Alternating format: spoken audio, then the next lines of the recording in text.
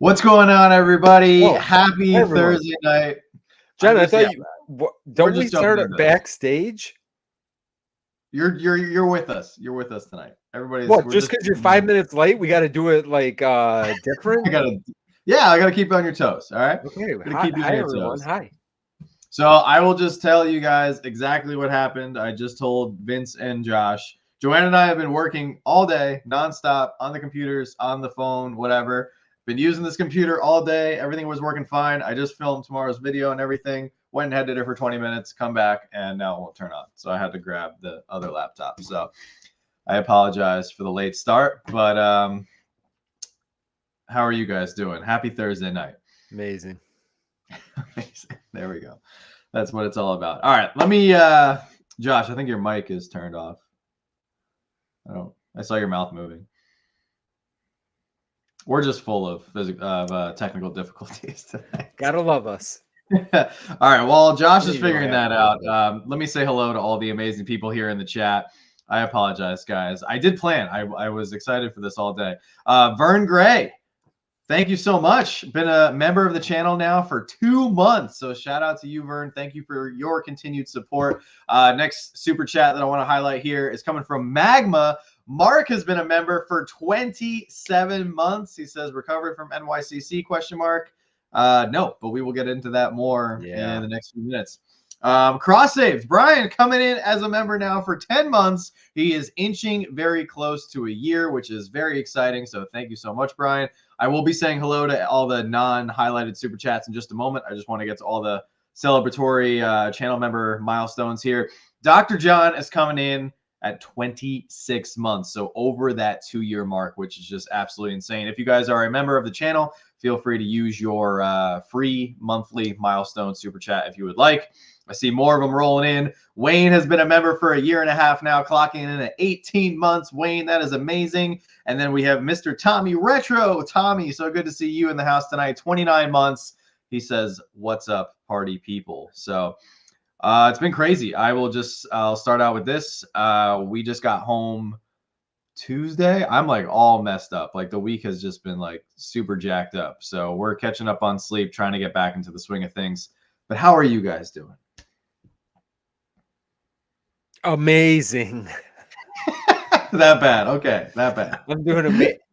I'm doing a pretty good. I know how it is. Man, you get back from a con like that, and it's so it's fun to watch like the content and stuff, but man, I feel like I miss out every time. You know what I'm saying? Every time you don't like SDCC, I'm sure you felt that way.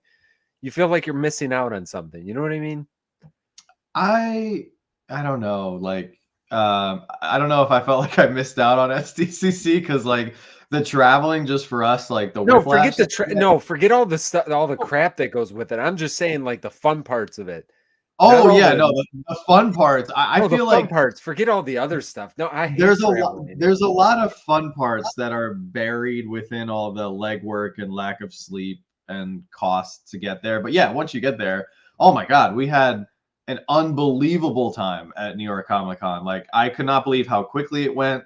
We saw so many people. There were so many people that I talked to for like 30 to 45 seconds that I wish I would have had like a minute longer. So it's good to be home, but I can't believe that it's over already. I know, it's crazy. So, can you hear me now? Yes. Yes. We can hear there you. we go. Josh is in the building. There we Josh, go. how are you doing this evening? John was so late. I didn't get to test my mic. See? Make sure it was working. See? That's fine. I was asking you I thought earlier, you were just John, giving him the silent plug in treatment, your but- laptop. Did you actually plug in the laptop? Yeah, it was plugged in. I'm about to throw it out the window. Like the other cord was plugged into charging it, the other side. Yeah, it was plugged in. Never know. You never know. Like I I've had appreciate our that. like surge protector switch off and not realize it, and like go over and be like, what? Why is my computer gonna die in 2 seconds? Yeah, it happens. It's a week, I guess, after all the con stuff. I mean, I feel like Vince and I were the virtual con people. Yeah, it was with everything going on. it was fun. It actually, I enjoyed it because there was deals. There were some deals to be had. Not like, listen, a lot of stuff went for a good amount still, and like there wasn't deals all over the place. But I got a couple deals. I think we're gonna do our haul for Sunday because Nice. you know Josh bought something. I'm not gonna ruin it because I know Josh opened it. It was yesterday's video. Which one? Am I remember correctly? I mean, I opened stuff in yesterday's video. Yeah, I don't want to ruin it because you guys got to go watch. But we bought the same thing from the same person. Yeah. You got the one. I got the first funny. one. I think I picked which one I wanted, and you picked the other one. Yeah. But Josh, the price that we paid, and I know, they shipped it out right away too. Yeah, yeah, it's good. Like I think a lot of things evened out pretty quickly on there. Yeah, I felt like you really saw the price point on most of the stuff. I'm sure everyone like overpaid a little for this or got really good deal on this because also the plus about first day of buying stuff sometimes on the first day is that people don't know what the prices are. So sometimes people undersell things because they're like, I paid $15 for it officially, you know, so I can sell it for whatever. And then they realized, oh, I could have got like twice that. Or when you kind of see where the market gets set, then you know what I'm saying for that first weekend, and then it'll go down a little bit. But I don't know, some of the stuff that I picked up, I don't know if it'll go down a lot from where it was at. But yeah. What a fun. I don't know. Even though I wasn't there, it was enjoyable. I enjoyed John's content all week. I see Mason was in the chat here. I enjoyed Mason's content this week. Top Pops did a lot of stuff. All the content creators that I enjoy watching did a very nice job covering the con. I felt like I was a part of it, and then me and Josh were able to kind of virtually do it, like he said, through whatnot as well. And it was, I don't know, it was a fun one. It was fun to see the Thrilljoy stuff because even that was exciting. That was so exciting. So that was kind of like that was like the talk of the town on like the con floor. Like Joanne and I were blown away at how many people were in the Thrilljoy line, but it was like all Funko people. Like I mean, look at the booth they made. I mean, the booth they spent money on.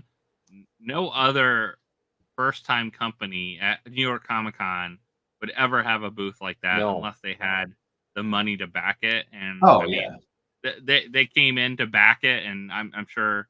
I wonder how much Funko stock was sold before this by someone that leads the company. That wanted to go in on and check this and do this. But I think the great thing is they came in with that hype, and kind of delivered the hype a little bit at least. Like the big kind of the same idea as Funko. Like they wanted to deliver that hype, which I'm sure the first time, I think I've heard the story from Bryden before, but the first time Pops came out, people weren't that hyped about them that were Funko fans. It was it was like a different group of people, which sometimes you need in collectibles, right? A different group of people that you reach, a different audience that you reach, because not everyone collects the same thing. So I think the talk was that, and I think no one knew what to expect. Like I loved watching people open them for the first time on a whatnot, because I knew these people had no clue of how to open them. And it was the first day was the only day I was not concerned with someone trying to find out if there was a 1 in 24 piece beforehand. I think from now on, hopefully at the next cons, they add a security seal to it. That you can tell if someone opened it or not, kind of like Lego and stuff has. Because I think that was my only concern after the first day. First day, no one had a clue how to open these things. No one had a clue what to expect. I think that's what the thing is. Like they brought hype because they did a panel. They had like hype around giveaways. They brought the hype, and I think that's good for a showroom floor, because I don't know if I saw that from like everywhere as much hype. Now there was 5-hour lines at the Funko shop, so there was some hype. Oh yeah, there was plenty of hype at Funko, which I was kind of surprised about. Like I mean, the Funko booth is always busy, but I was surprised just based on the intel I got from you guys saying that like I thought the Funko Fusion pieces were going to go a lot higher on the aftermarket than I heard that they were going for, like day 1, day 2, day 3. But I think what was kind of cool is this year, and I don't know, like, Mason can chime in, of course, but I felt like a majority of collectors actually did not get into the booth, which was actually really nice. Like all the people that were at the booth or in line were kind of there primarily to resell, which in a way was nice because then all like the collectors were kind of like hanging back, and there were so many people that we got to interact with and talk to on the con floor that we didn't get to last year because they were standing in line. And like the security guards, like the lines are like roped off at the Funko booth. So it's not like you can like interact and like hang out with people as they're going through the line. So I was kind of happy about that. And it seemed like as soon as people peeled off the line, you know, they were going to their hotel room, they were going to Whatnot, they were going to the Whatnot house or whatever.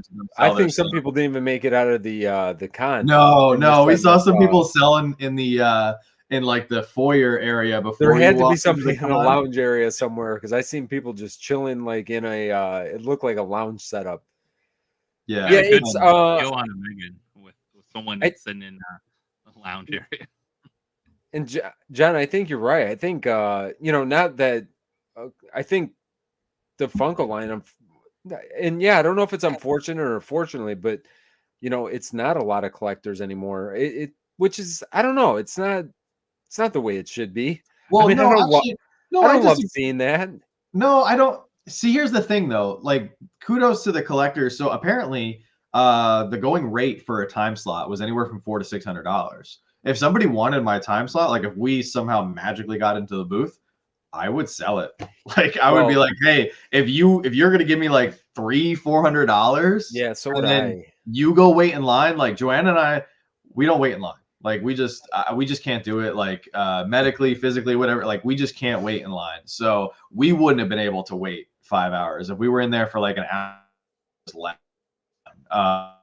But it's a good point. I'm still not convinced with Thrilljoy. The size plus price makes me not want to pick any up. And I'm glad we're talking about this tonight. I get that too. I have a Thrilljoy video coming out tomorrow because what was so weird about being at the con and the hype and everything going on with the Thrilljoy hype and excitement was that it's like everything people have been kind of complaining about over the last year or two with Funko. Prices going up for certain things and not having the space to store it. So I was actually in a way kind of surprised and scratching my head that people were coming out of the Thrilljoy booth with, you know, your one giant bag can only hold like 5 or 6 Thrilljoys max.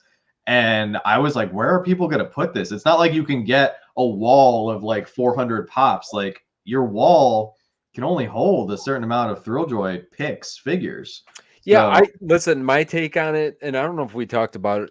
Did we talk about this last week? I don't even know if we talked about this or not. But like the Thrilljoy stuff, I love the way they come out. I mean, they weren't there. Yeah, they were. Yeah, you're right. Last Thursday, yeah, we seen a little bit. I mean, little bit. It just came out. So now that we got to digest now a whole week of like. Yeah, and honestly, my first impression is kind of how I feel now. It's not. I think they look really cool.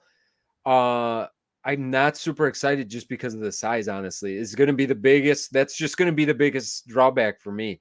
I've already purchased the Skeletor. Man, I keep going back and forth on that alien. I kind of love that too. But the size is going to be a killer for me. Now, we did say something, I think last week. I seen some minis and that kind of thing.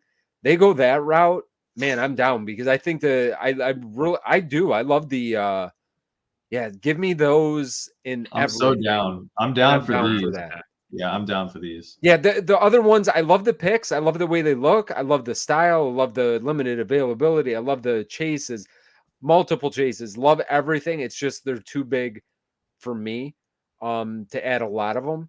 It'll be, you know, a couple of my favorite characters, and then they bring out the minis. It could completely, because I feel like the minis, the way that I seen them in the box, and I don't know if that's going to be their final packaging or what they're going to end up doing with that stuff, but if they do it that route, I'm probably taking everything out anyway. So I'd be we'll take them out of box. I just thought it was kind of funny. Like, did anybody notice that the concept of how the picks is laid out for Thrilljoy is basically just like an expanded pop? Like you have the figure, the window, they have, it's not a sticker, it's a raised rubber stamp that says the limited piece count or the chase, or if it's the ultra chase. It's basically the same concept. Like the comic book covers, basically. Yeah, it's like a high quality pop, the way it opens up and everything. But I really think, unfortunately, the price point is going to scare off a lot of people. Now, maybe it didn't scare off all the people at New York Comic Con, because if you have enough money to go to New York Comic Con, you were probably planning on spending, a couple $100s. So what's another $50 for, one of their figures? You probably had that in your budget for going to New York Comic Con, but I'm not sure. The price for me is fine. I think the price point is actually not that bad. The price point of the shirts is ridiculous, but I think the price point of the actual figures is not bad. I think you're looking at $50. I mean, you look at any kind of other ride, or the Zamboni, for instance, that's $40 retail. I mean, and it's smaller, not as built as quality box and everything, not as limited as well too. So you kind of got, I think a lot of, if they keep their products a low number, I think they'll do well. I think that's what they're going for, is a higher end collectible, a lower number. Keeping that style, I think if they do 6,000 of those were kind of a lot. No, yeah, I'm hoping. I really, and excited about seeing what they can do with some of the stuff. I want to. I should have a couple coming in from Whatnot that I grabbed. So I'm excited about kind of opening and unboxing a couple of those, and I want to do a video on that, because I think the quality of it is going to make a big deal. I think it depends on the collector. Funko collectors are very different than some other collectors sometimes.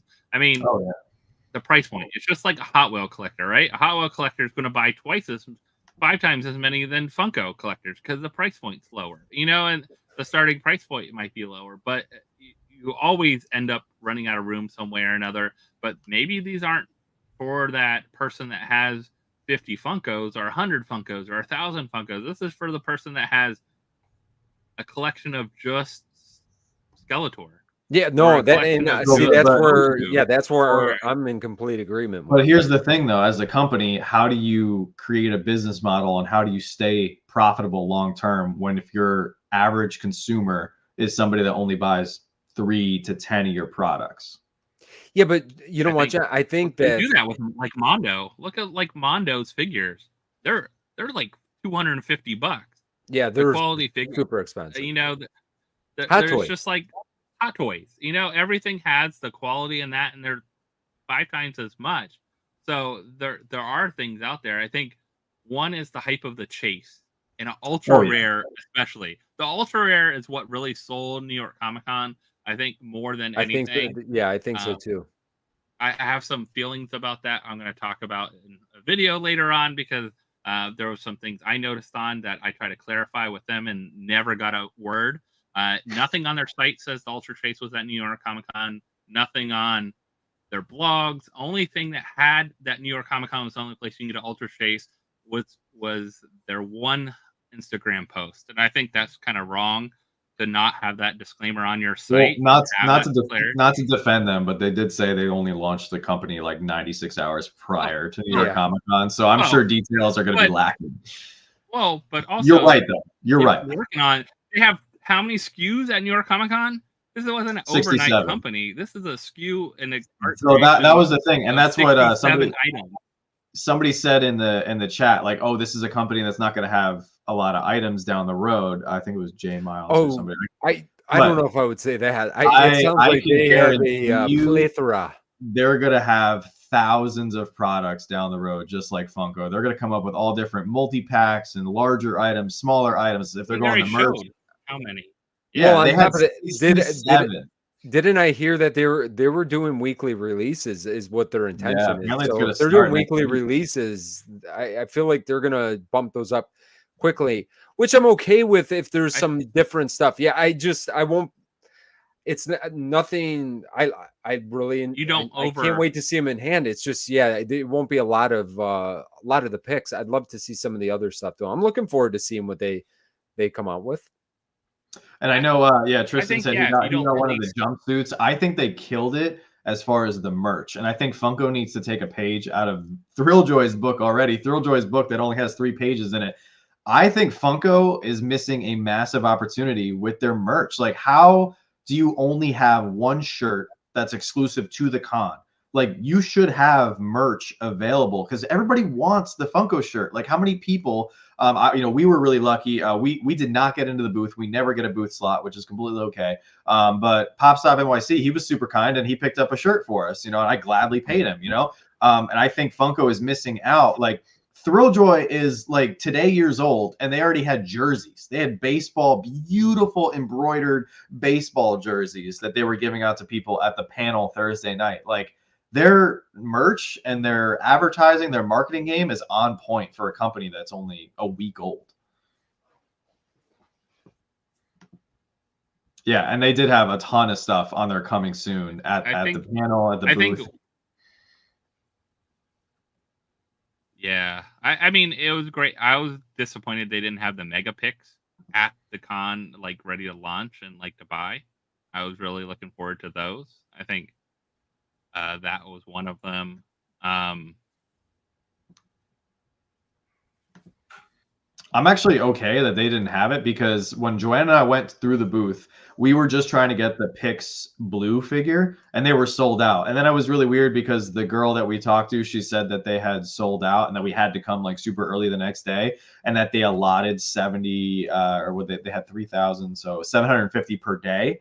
But then they must have not have sold out at the con because the 3,000 piece blue is available on their website. So it was just kind of confusing. I think they were actually trying to manufacture hype a little bit by only. No, I don't think they brought all 3,000. Well, I mean, they said that they were releasing. They didn't bring all 750 a day. I mean, that adds up to 3,000. So somebody didn't get the memo. Listen, I mean, at the end of the day, we see think... stuff that gets left over. I mean, it could be just one of those situations too. Yeah. Fat Boy says, y'all look tired. I think that's because I am tired AF. It's been a long whoa. What do you mean, y'all? I hope you mean y'all, just the young guy over here. I don't look tired. I am flat out exhausted. No, listen, I look tired. I can't disagree. I am kind of tired. So Zachary, this was another good point too. So yes, Brian Mariotti has so much money. Like, this must have been put into productions. That's another good thing I wanted to talk about. So thank you for bringing that up. If you guys noticed, anybody who went to New York Comic Con, the NYCC staff actually had the word Thrilljoy as one of the partners, like recognized companies on the standard NYCC staff shirt.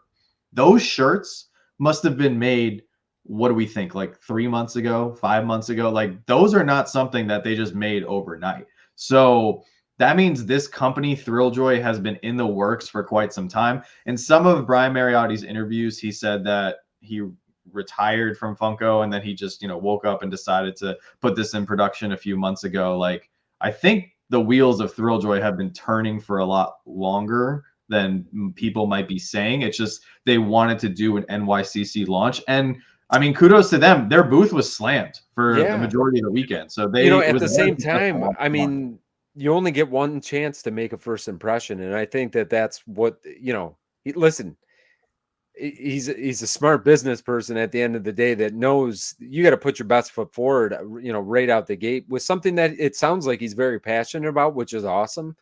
So, I love the way that they came into it. And I love that there's some hype for it. I love that, their products look good. And I'm excited to see, how they continue. With that being said, not just with Thrilljoy, for me, like some of the exclusives in general from like all the other companies as well, like Handmade by Robots, the figure that the 100% soft figure that you got. There's a couple other dumpster fires that I am like I was not a collector of all this stuff. I think that all the, the barely availables, the stuff from Fugitive as well, that I'm the Tiny Ghosts. Like, it was like the amount of great exclusives this year. The fig pins, guys, the fig pins. People are sleeping on that. The turtles. Did you guys see the turtles fig pin? Yeah, exclusive. It was like this big.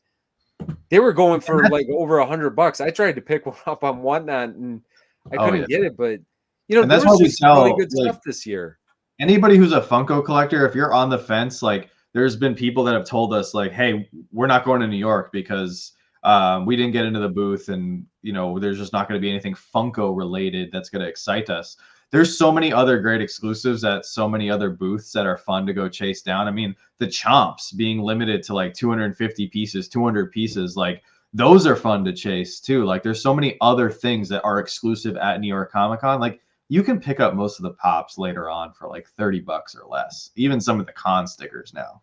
So, and one thing I will always say about all these different companies, everyone's going to have different people that don't even collect Funko, remember, too. So even Thrilljoy, they probably had a lot of Funko collector and a lot of Funko hype because of Brian Mariotti. Like, really, that connection with it, that's one of those, probably the sole reasons. Also, really, in the end of the day, the figures kind of look similar styles, pop culture-wise, a lot of same lines and things like that. So, but the great thing about that is pop culture feeds so many different people. Like they're going to expand beyond the Funko community and get into these other communities that are maybe niche. Maybe they're the, Scooby-Doo collectors, that line they revealed, the people that are, the horror collectors, these lines.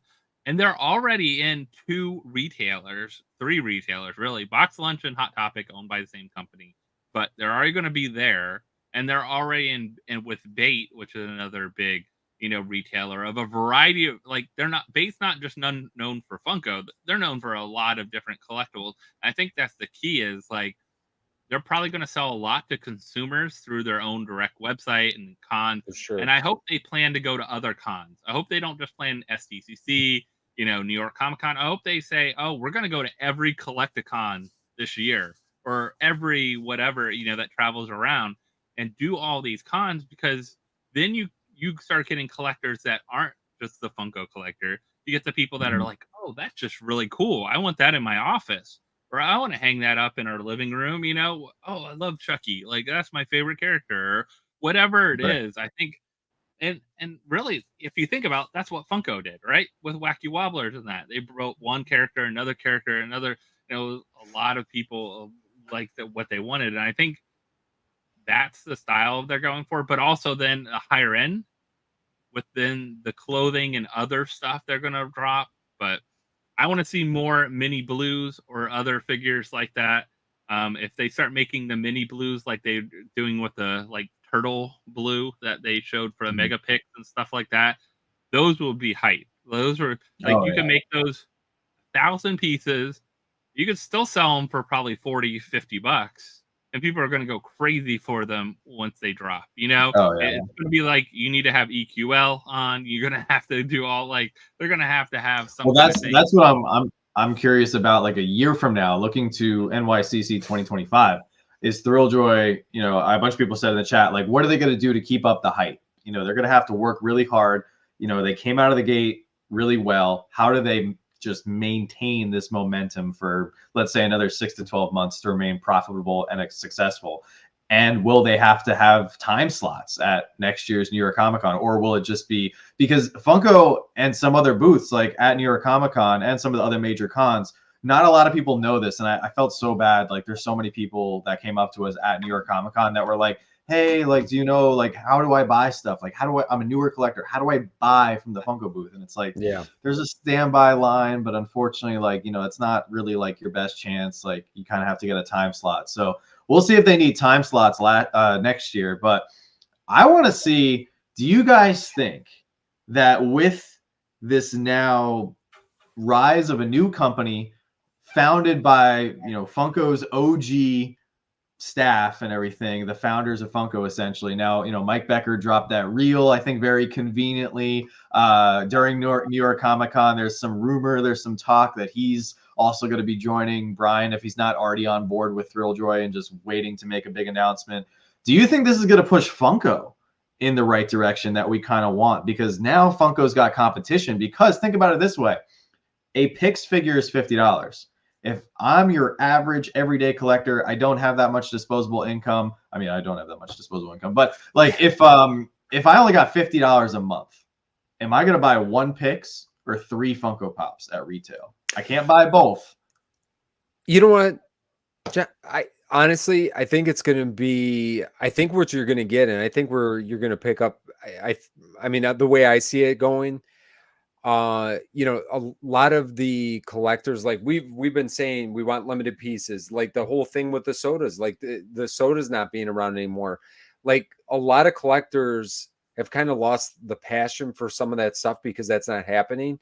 And that void needs to be filled. I think that Thrilljoy has an opportunity to pick some of that stuff up because really Funko is releasing so much stuff that they're really, I think you're still going to have the NFTs. You're going to still have some limited pieces. You're going to still have the con pieces that you're going after, that I'm going after.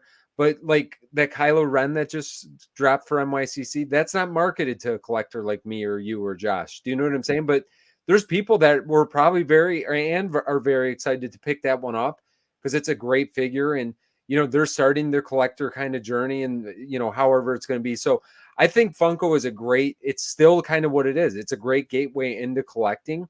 I think that like the Thrilljoy stuff is going to be people that kind of fall off of that or just find they want something a little bit, I'm going to say higher quality, but I'll be honest, the molds have gotten so good with Funko, which you're getting for like $12 and $15. Like some of these things are absolutely amazing. You know what I'm saying? Not all of it. I don't love everything, but there are certain ones that I think are absolutely amazing. So I think it's going to be a different kind of collector. I don't think it's necessarily us Funko people that are going to be the ones that are going to keep Thrilljoy in business. I think they will get, because we love pop culture. Like I showed the Bearleys the other day. They're all Skeletor based. I wanted to get the Krang. I wasn't able to get the Krang, but I will try to probably get that at some point as well. Is it because I'm a Funko collector? No, I'm a collector of pop culture items. Pop culture collector. Yeah, you know what I'm saying? And I think that's where they're at. And they see that opportunity that, hey, I can build something. I don't have to release 100,000 of these. I'm not going to keep restocking because I'll be honest, some of the announcements that they made are going to push some of us more hardcore collectors away from just the regular releases more and more. I mean, it's just the way I think it's going to go moving forward. Again, not that I'm not going to collect stuff, because there's so much stuff. They've got such a big catalog of pops that go back 10 and 12 years. Like there's 12 years of stuff that I need to go pick up. Do you know what I mean? So they're going to be fine. They're going to be able to get to new people, and it's a good gateway. And that's kind of where I think you're saying, John. There are a lot of people would rather pick up 3 Funko Pops than 1 Pix, but I'd like to pick up 1 Pix, and I'm still going to get some the Funko Pops as well. It's just I'm going to be a little bit more choosy. I'm probably going to pick up some older ones than instead of stuff that I see is just going to keep restocking and restocking and restocking, because at some point that just doesn't feel very collectible to me. So I'd like to see some. I want to see some changes, and I think it could be good for everybody. It's just competition is always good for that. I agree with you, because it will push them a little bit. I think it's time. I honestly think that at first I was a little upset at Brian because I've been a Funko collector for years and stuff, so I was kind of sad to see him go finally, because he's gone and come back a few times. So I was like, all right, let me see what this new company is all about. And I'm not in love with the products. Like I don't love it. I don't know. Like I'm looking at it and I'm like, I don't love it. So I really hope that Funko actually starts to lose money, and that somebody at Funko wakes up and goes, look, we need to get our head on straight here. We need to be dropping items that have a chance. Maybe not for 24 pieces, but we need to give people an opportunity to walk up to the Funko booth and get a chase. Like, why have we not been doing chases at cons? Why have we not been doing the opportunity to pull something maybe 250 pieces or have the ultra rare chase and everything? But Josh, I know you want to say something, so go. Well, I think they did it right at the con. They didn't just have them sitting up there. They gave everyone a sealed case, and they didn't even know which one was which. I think that's one bad thing I kind of hate about like the Funko, the new Project Freds and things like that are coming out. Right on the outside of that box you get in the mail already says if you got a chaser or not. Like, you already know. So what's like, I mean, unless you want to put it out, I think the chase drives hype. The chase drives aftermarket sales. I mean, from what I saw them going for on Wednesday night to the next night was insane. And also, one thing I noticed on Whatnot, people stopped selling sealed ones that were the 1 in 24 chances after the first night or so, because there was a lot pulled. I saw at least 3 or 4 pulled. Yeah, I saw 3 first night. And I was actually bidding on 2 of them or 3 of them. I actually was bidding on all 3 of them that were actually pulled. 2 I didn't win out on, but the one I did. And just to say, I got it for $116. Really, for something at a chance of a 1 in 24, I was like willing to kind of take it. And it was just kind of like what I think of a lot of times. Con stuff sells for double the price. Like right away, a lot of the con stuff, if it's con related, sells for about double the price. But I would say after that, the next couple nights, if anyone had any of those rare ones, they're going for like 180, 200 plus. Like the hype started getting there with those. Now, what's aftermarket look like once they start shipping out these ones that were on the website? I think, and people selling chases from them, how will that change things? I think that'll tell a lot about a market, is once these start shipping out and other people get them in their hands that weren't at the con. It's hard to say. Like, I think they would they have sold more online if they waited till a day or 2 into the con and there was more hype around everything? You know what? I thought about that a little bit. I don't think so, because you don't think about this. It like even people that collect a lot of Funkos, a lot of pops, or sodas or whatever, they don't necessarily collect Chomp. Like, how many designer toys or collectibles are there out there? The Mondo stuff. Like, there's all this other. There's a lot. There's so much. There's so much, but a lot of people have, like, if I said, "Hey, did you get any Chomps?" They're like, "Who?" You know what I mean? Like, we didn't some people don't. We were embarrassed. We didn't know like who made Dumpster Fires. Like, I thought Dumpster Fire was the company. I didn't realize like 100% saw. You know what I'm saying? But then you learn about it and you kind of go on. Now think about people that weren't at NYCC or aren't gigantic nerds like us that know about all this stuff, right?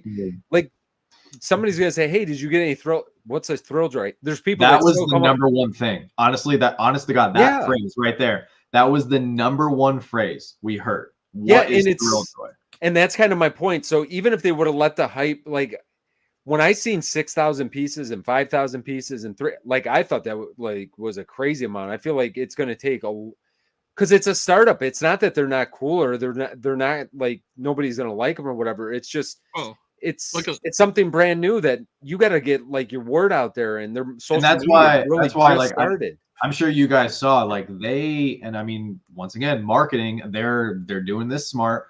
How many influencers did you guys see? There was influencers outside of like collectibles that were like movie people, just pop culture people, like not even people that like had anything like relevant in their background to Thrilljoy, but they were promoting Thrilljoy. And some people were promoting it in the fact that they were just like, go check out this new booth at New York Comic Con. It's a brand new company. Like, they were going every avenue possible. So, I mean, good for them for doing that, because I don't understand why, like, Vince, you're a Looney Tunes guy. Why are they not sending you, for example? Like, it would cost them nothing, but it would get you excited. It would get your audience and your followers excited if they said, "Hey, here's the new Looney Tunes pop. It's going to be at New York Comic Con. Like, review it, make a reel, make a video, do an unboxing." Like, and I have a feeling more.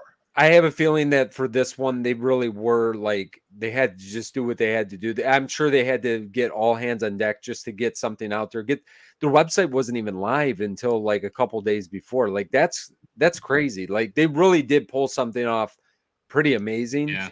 I mean, just, outsider looking in, it looked like to pull this together and get the amount of stuff out that they had and have a booth as cool as it looked, like, to do all that in what's seemingly a very short amount of time. I think they did a fantastic start, but it's just a start. Like, they're still going to have to build it like any other business, regardless of the people they have behind. They got a good team, it sounds like, but regardless, it's going to take a lot of effort to, like Michael just said, to keep they have to keep that train rolling, and they're think going to have to keep going with this stuff, and it's not going to be something that just takes over the market tomorrow. I think it's going to be a slow build, especially so we got to kind of see how the next 12 months go. I think this shipping needs to happen really quick. I think one of the things, the missed opportunity they had for online though, is have something that was maybe exclusive to online instead as well too, because the only issue I think they ran into online is nothing sold out online, right? Which, man, I didn't that's expect the only anything to hype sell out. they missed, because that drives hype for everything. Well, right? if nobody knows you exist, how are they going to go to your website? Well, but if they only had something that was 500 pieces, True. Yeah. True. would that have sold out? 500 pieces, I think, would have been. They probably could have got 500 pieces to sell out. If you open up a company tomorrow, any product, anything, even if it's in a field you have connections to, you open up a new company tomorrow and you sell 500 units of something. Yeah, I'd say that's pretty damn impressive. Yeah. Yeah. Well, and I think that's just that's my one missed opportunity. I think for that company is like having something online that sold out as well. Like the other things, hey, have stuff that will be a little longer term on there. You have your partners with Hot Topic and Box Lunch. They'll have stuff in their stores and things like that. But I think that, and then also now you got to get those things with the hype that built from New York Comic Con. Hopefully they start getting these into people's hands pretty quick. I hope the shipping doesn't take 4 weeks to start shipping out like they had on their site. I think that will, like, it might reinvigorate it, but I think right now they have probably a lot of hype built. They're probably super tired too, but that's any startup at the beginning. I'm sorry. If you run a startup, I've worked with a lot of startup companies and things like that. They know that it's a nonstop thing. Like it's different than, and you're going because you got to chase that next piece. And hopefully, like I said, like all these people that hopefully they also got everyone's information that was at the booth when they signed up and got their email addresses and like can send out a hype, because now all these people that bought things online and all these people that are following, like get some hype going, like send out some stuff. At the end of the day, money Cool. talks. And Mr. Mariotti is very well off. He's done very well for himself, which is great. Good kudos to him. But obviously there was a lot of money in play, and money gets things done. But speaking of shipping, I think something that also needs to be recognized, because a lot of people in our community, rightfully so, are very quick to bash Funko when shipping is slow and shipping is bad. They killed it this year. I've heard and seen a lot of people get their New York Comic Con. We got ours yesterday. I got mine on Monday. I know. Monday. Actually, did we get our? We might have got ours on Tuesday. Like that's insane. The when was it? Thursday. Thursday. They have the stuff by Tuesday. Yeah, like that. Was a week ago.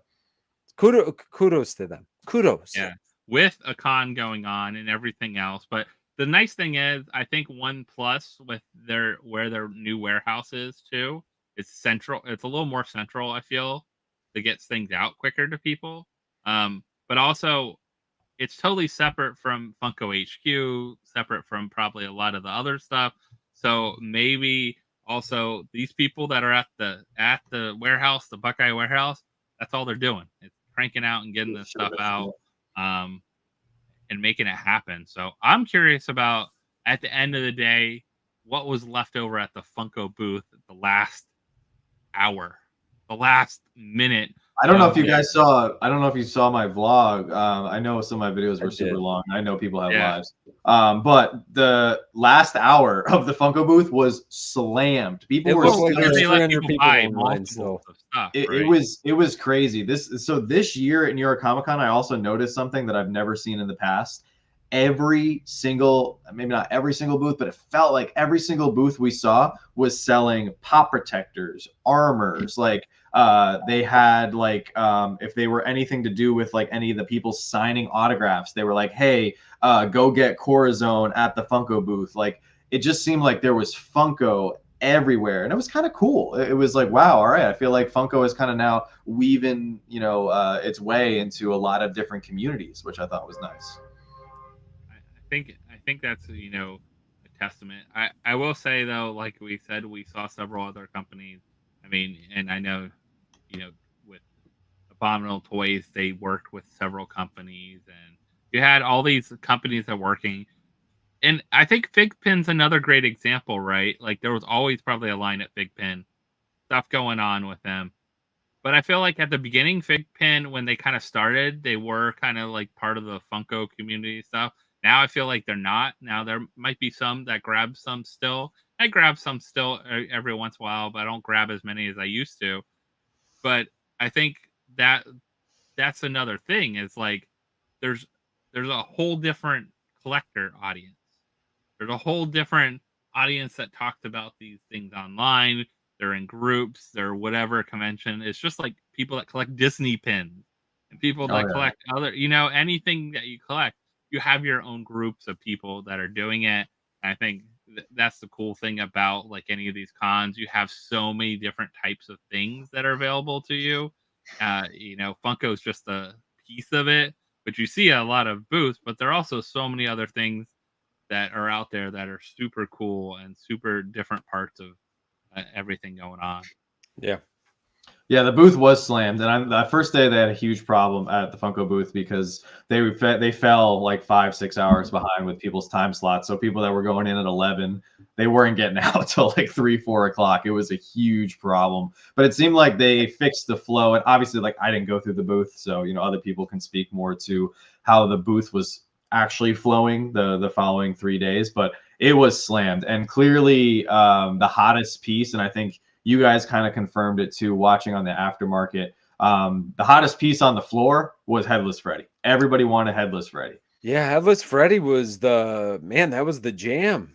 That was the jam. I could not believe it was that was selling for a piece. lot more than any of the Fusion Pops.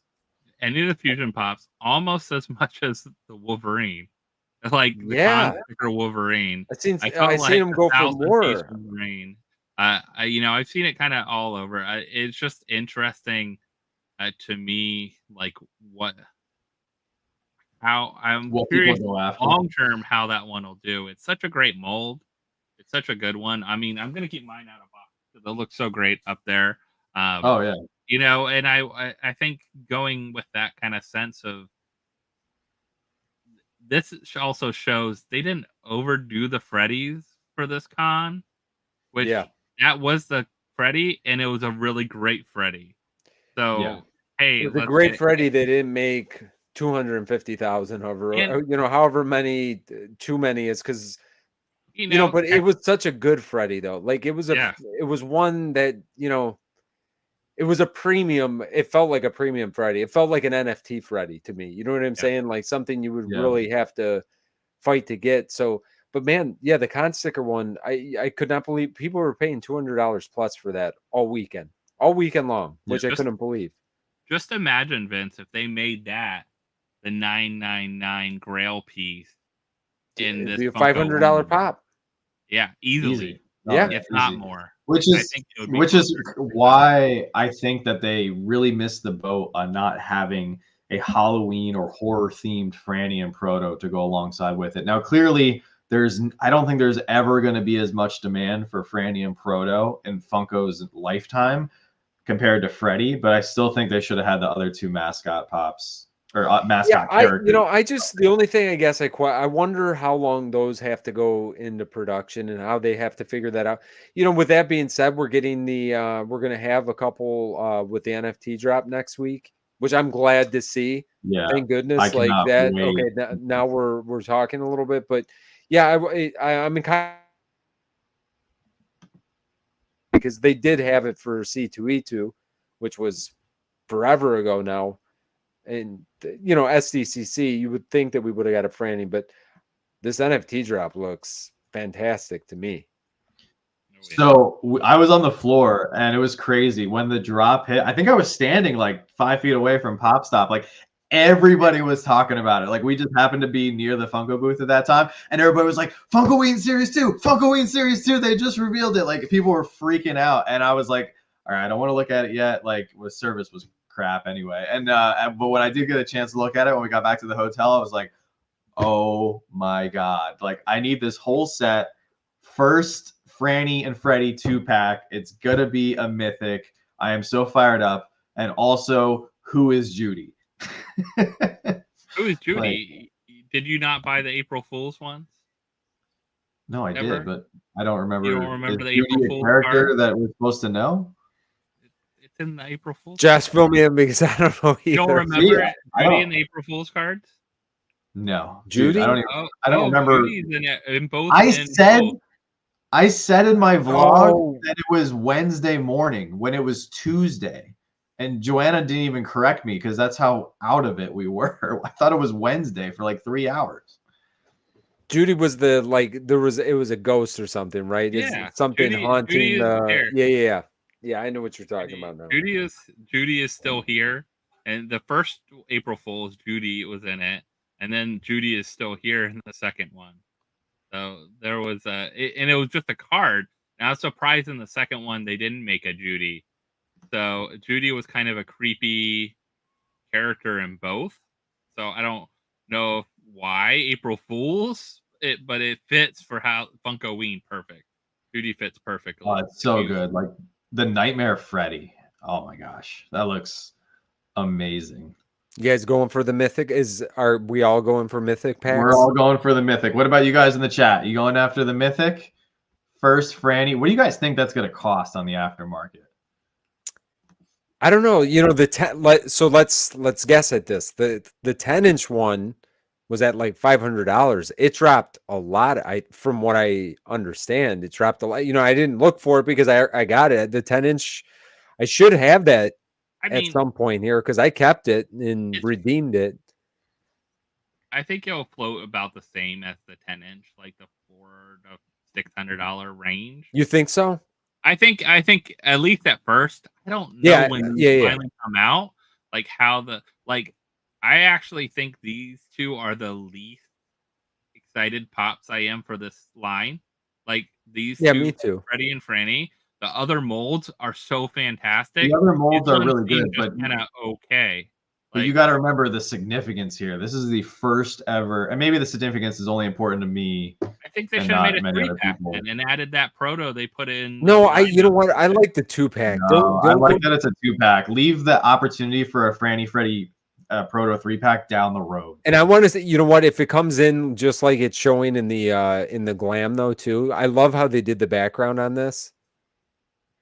You know what I mean? It totally feels Halloween to me. So and also, do you guys, when I saw this, I was like, is this Funko's way of making like Freddy and Franny like Ghostbusters or like Ghost Hunters without having to pay the IP? So what probably Phantom.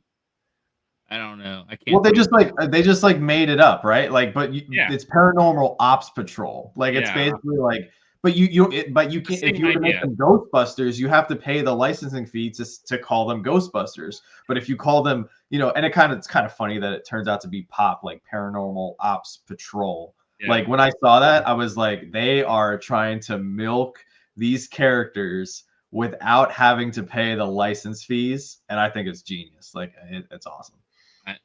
But these other molds are so fire. Like the close up.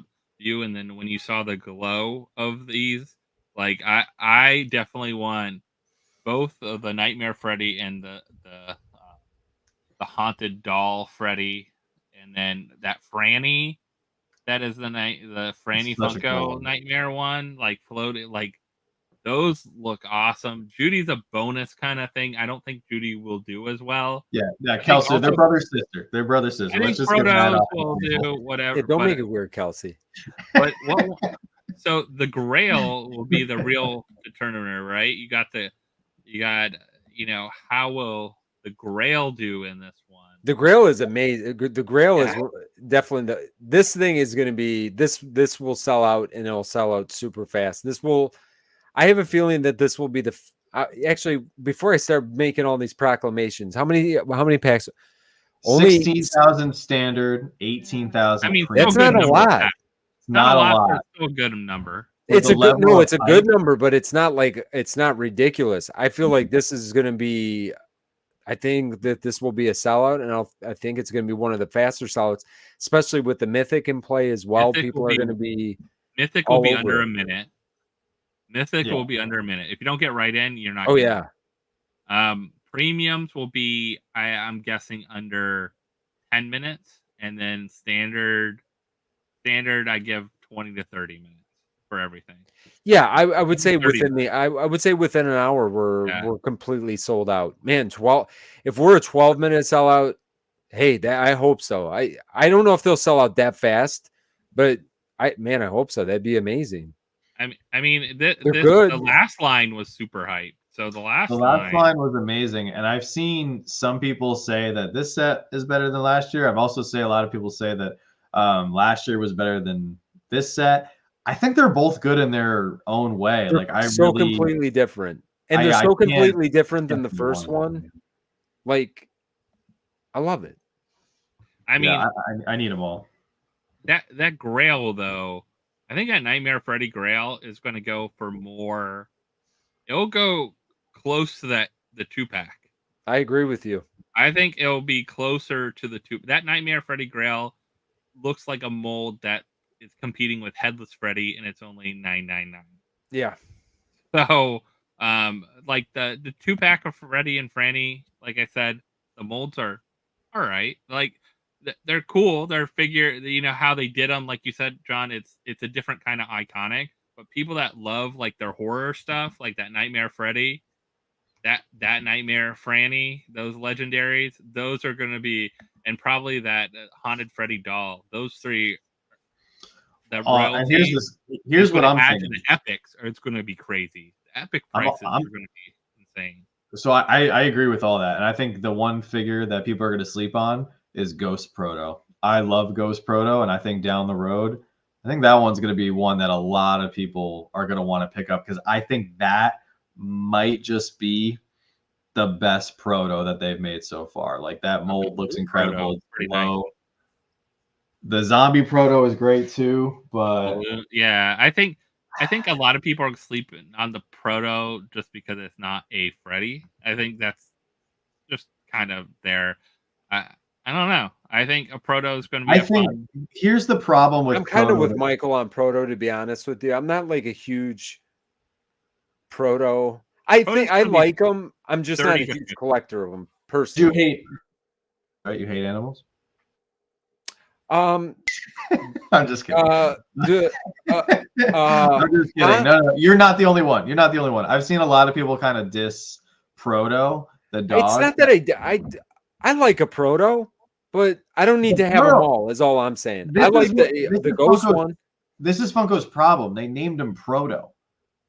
And people associate the word. That's Proto. not the problem for me. I don't really. They could have called him Fido. I still probably wouldn't collect them all, personally.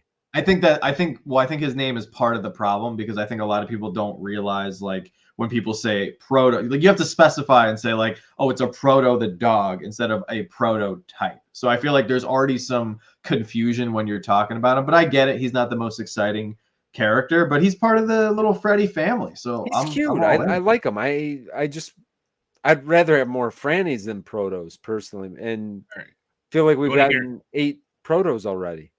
So if we do a 20 to 30 minute sellout, here's my prediction on prices. Nightmare Freddy will be $300 to $400+ dollars. Agreed. Easily, right off the bat. Like probably closer to 4. Maybe some lower ones early, some higher ones later, but really quick, especially a sellout. Franny will probably be around that $70 to $80 range. Proto probably be around that $40 range, maybe 30. Judy probably the same. Like the Ultra is going to be the oddball because if the packs sell out, epic prices will be very interesting, and I think epic prices will be closer to what we saw with what line is it right now? They're all like $12+ dollars. Trying to think of the line. If they do AP the cat, I would die. I would just straight die. What line am I thinking? 12. They're all right now like 12. Universal or Teenage Mutant Ninja Turtles. So all the epics in Teenage Mutant Ninja Turtles the epic. right now. You're talking about the Freddy is great. Every epic in that line is about $12 to $13. Yeah. So you're talking about $100 plus Freddy probably here with the haunted Freddy, depending on how many epics they have in this. I'm guessing they're going to have anywhere from 11. I'm guessing maybe 8 to 13 is their range. I'm guessing maybe 11, something like that. Epics. That's just a guess. They haven't said, but those I hope epics it's closer to 8. Yeah, if it's 8, they're going to go higher then. Right. The epics will be that $15 to $16 like they were for the first April Fool. But that was a really low set, so I don't know. I think they might have a little more. Who knows? But I think the price ranges are, if it's a quick They're gonna sellout, be up there. They'll be up there. they're going to be triple the price really quick. I will say that. So that makes it harder to get stuff too as well. So, like, oh, sorry. No, go ahead. I was gonna say, so Kelsey said, for me, the NFT Freddies have more value when it's linked to an IP rather than just a roll. I'm kind of in the opposite boat now, like, because when Funko makes, like, let's say they make like Spider-Man, right? Then they already have the Spider-Man mold, and then when they do Freddy as Spider-Man, they just put Freddy's head on that same body, and that's exactly what they did for the 2022 one, right? I think it all depends because like what Josh was just talking about, the Krang Freddy. Yeah. Like that is, for me, is going to be one of the best Freddys like I've seen. Like that's going to be so unique. But you're right, the head swap Freddys, I'll be honest, I got rid of most of my head swap Freddys. I love these, like, because I love the IPs, Marvel, DC, Star Wars, all day, baby. But like, I love the creativity that comes out with Funko's original characters, and that's what I think Funko should be leaning into. I think a lot of people are IP'd out. I think they're good, especially when there's characters that Funko have beat to death. Like, how many Freddy Batmans have we had? And I actually still need the Freddy Batman Beyond, so I'm part of the problem. But still, like, I want the original. I want the original characters. I want the unique molds and the creative characters. Yeah, listen, I'm completely, I like that they do this once in a while. I'm kind of with Kelsey though. Like, I kind of prefer the IP ones, except for like the Nightmare Freddy that's here, the Devil, the skeleton, and the other guy that I'm drawing a blank on right now that I showed one of them off today. Oh, but Reaper? Like the Grim Reaper one, like I could start, we could start listing off. There's a bunch that I love. Like if they're really well done and they don't feel like something we've seen a couple times, I love those as well. So I could go both ways. I could go both ways with that. I don't like when they just swap the heads out. Like, we could go down the list of Freddys that it's boring. That get a little bit, boring. Yeah. But these look amazing. I'm super excited. A week from today, right? A week from today is Halloween too. That's crazy. Yeah. So these will be dropping a week from today. So closing thoughts before we move on to our next topic. Good luck, everyone, with this drop. Good luck. Good luck. Good luck. Good luck. We do have 2 other NFT series that just got announced. We have Batman. Speaking of Batman coming up. And then what was the other one? I'm trying to remember. Beetlejuice. That's right. Here we go for November. And it looks like we're getting 2 drops in November, which I think 2 is plenty. Like 2 a month is perfect. I think people can try to budget for that. Maybe it's one series you collect. Maybe it's not. Maybe you don't collect both series. If you happen to collect Beetlejuice and Batman, then you might be in a tough spot. So, I'll be curious to see what they're going to do with Batman this close to the other Batman. Have to do. I think. I mean, if they're doing it through the years, they'll really have to do something that maybe it'd be really cool that if they went back. I want to see the old Batman Adam West stuff again. Like that, do something around that. Build onto that line. That would be cool. That would be really cool to build on that line. The Beetlejuice, though, I think they missed it. Like that would have been perfect. They should have switched Beetlejuice and G.I. Joe. Yeah, for sure. I think that would have been better for this month with Halloween, and the movie just came. Like the movie came out, a little before that. So I think they just missed the mark on swapping those. They should have swapped G.I. Joe and Beetlejuice. Batman, I saw someone comment, I think, on my post as well, too, about it being so close. The other one came out, and who knows? How many series do they have for 85 years for NFT? Right. We don't know. They haven't This said. better deliver though. This is like, because we are in. This is it. This is the 85th anniversary of Batman. Like, really, nobody cares about the anniversaries if it's not a 5 or a 10. So I just hope this drop is good and it's not just like another generic Batman, generic Robin. Like, I would love for them to do some Adam West classic Batman TV series. How crazy would it be if they gave us like Adam West Batman in the helicopter, like that old school, like how does that even fly helicopter from the 60s? Like, give us our first NFT pop ride and make everybody panic. And are there like classic people they haven't made? Like there's weird things like That's the Egghead problem. They've and like made a Killer lot of Moth people. and like King Tut. I know they made him, but they can make him again probably pretty good. You know, there's some like weird probably villains that are in that classic series they never made from the classic series that might be able to fit too. Like I think that's where, you know, it really has an opportunity finding out some of the villains this time, because last time the 85th were no villains, right? No, Like they just did the clear suits. They just did the suits. And Alfred. And Alfred. So I think this time they have opportunity to do some villains that they never have done. Like there's a lot of characters in that Batman 85. Alex brought up a good point. They have really, I don't think they've done any of the Batman Beyond. No, Batman Beyond has only been Batman Beyond. That's it. So that would be a cool place to go. But this would kind of be cool too. It could, if they did like I don't know, like if they did like maybe a classic villain from each era of Batman, like, but like obscure villains. Yeah. They run the risk of, if you do, like, this is the problem with Batman and DC. If you go too obscure, people don't care. But if you just stick to like the classics, like Joker, Riddler, Two-Face, people are like, I already have those. So they have to find some kind of balance to where it's exciting enough that everybody will want to get it, but not too like unique and offsetting where people are like, I don't care about those characters.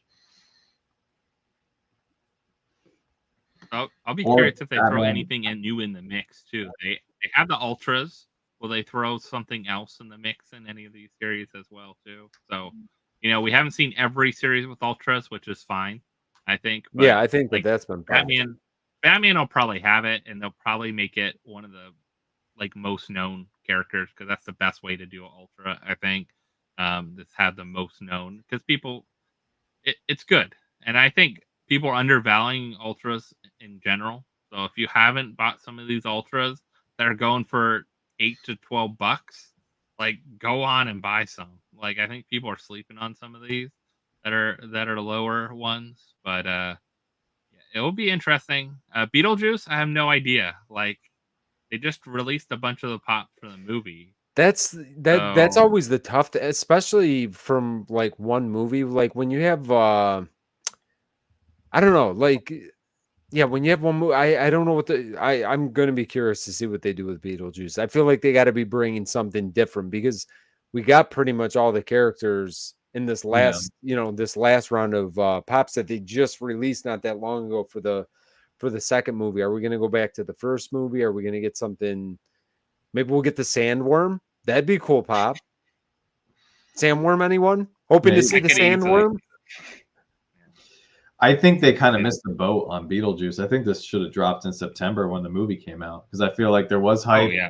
But if they're trying to ride like Halloween hype, it might be a little late. Would be cool too. I think that should have been why they dropped it this month, like early this month when they dropped G.I. Joe. Yes. They just swapped them. Swap the two. Like, that would have been an easy swap. But regardless, that's what we have coming up. So prepare yourselves, prep for November. And then I think it would be wise for them if they only did one in December. They'll probably do two. But I feel like if they cut it back during the holiday season, that would kind of be smart, because I'm sure Funko is going to release, Christmas pops and other holiday related items, or maybe they'll just do a Christmas NFT set. Classic Christmas character movie, that claymation movie NFTs. That's what I want to see. Interesting. Maybe. I'm sure they're gonna. They probably have the next 12 months of NFTs already planned out. So. Oh, I'm sure. So there was another post that several people sent to us. I think both of you gentlemen were tagged in it. I think we talked about it briefly in our own group. Let me see. Oh, where did I have it? Here we go. I figured we should hash this out because I saw some concerns. I saw some people that were, happy about some things that were mentioned here, upset about others.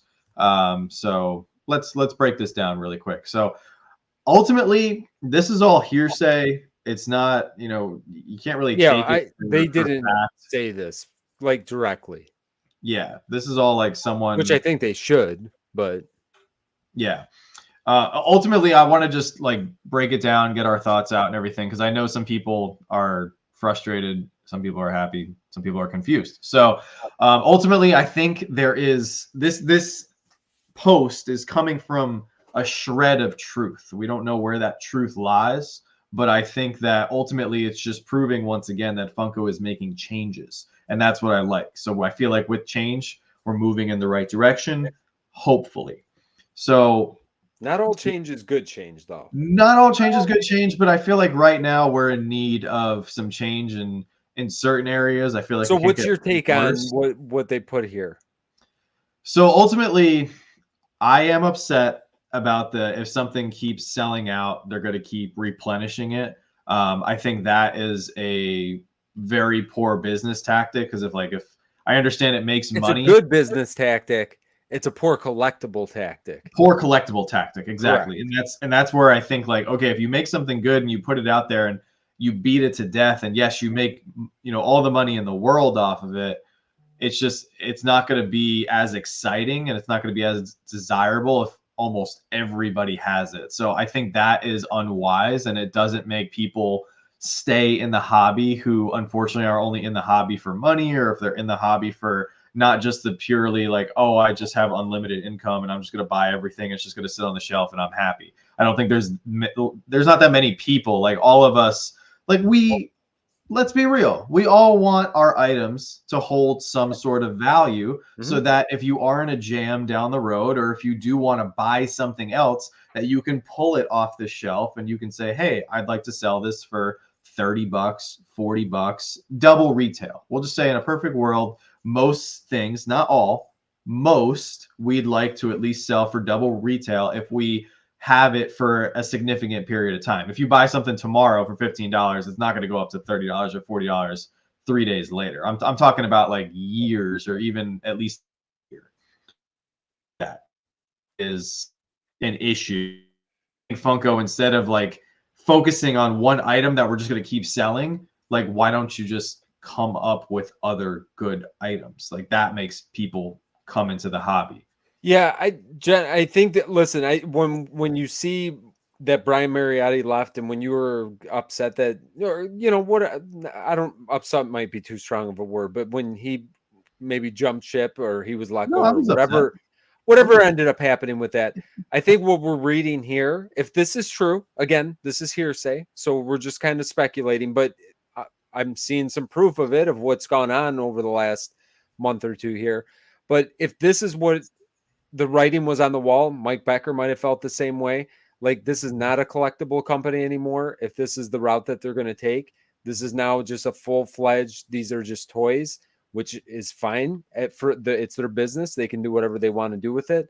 With that being said, no. Like, I said it in our video the other day, like, I was able to get a lot of the One Piece pops that restocked on I hate that Funko Shop, and I said this last week and maybe the week before, I do not think that Funko Shop pops should ever restock. I think that is just, it's again, I'm saying bad business in the sense of longevity, not bad business in the sense of to make our monthly or our quarterly market or profit margins or whatever. I'm not talking all business like over here right now, because it's all 10 o'clock. I mean, it's late.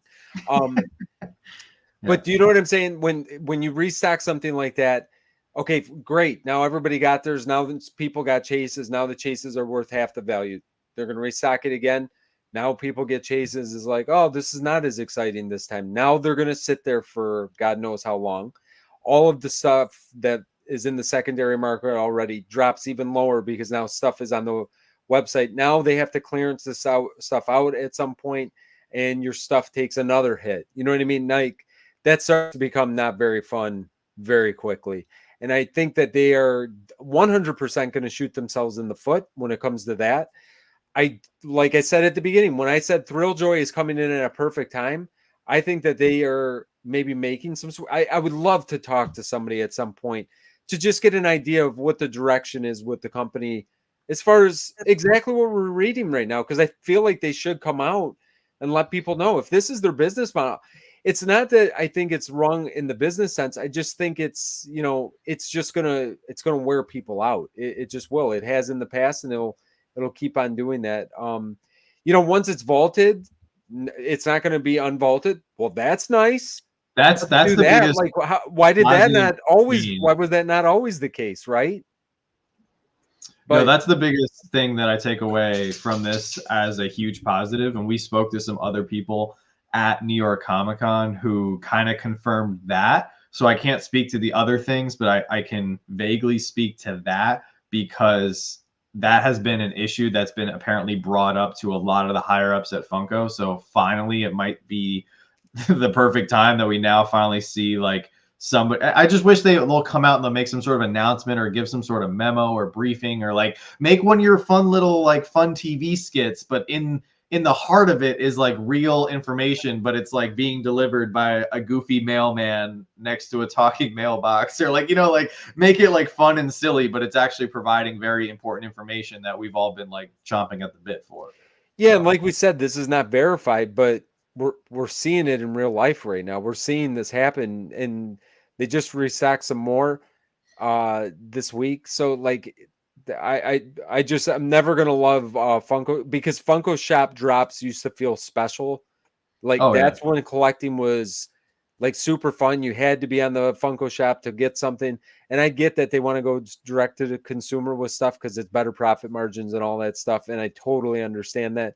But to restock those over and over again, they better start figuring out some other ways to make some stuff fun. And I honestly, you know, Mike and Brian might have kind of seen the writing on the wall, and why they're not part of the company could be partly because of that. Well, I'm just a but you know, it can't be fun to have to answer questions like this or get questions asked like this, and you know, maybe they could or couldn't, you know, give what the answers were.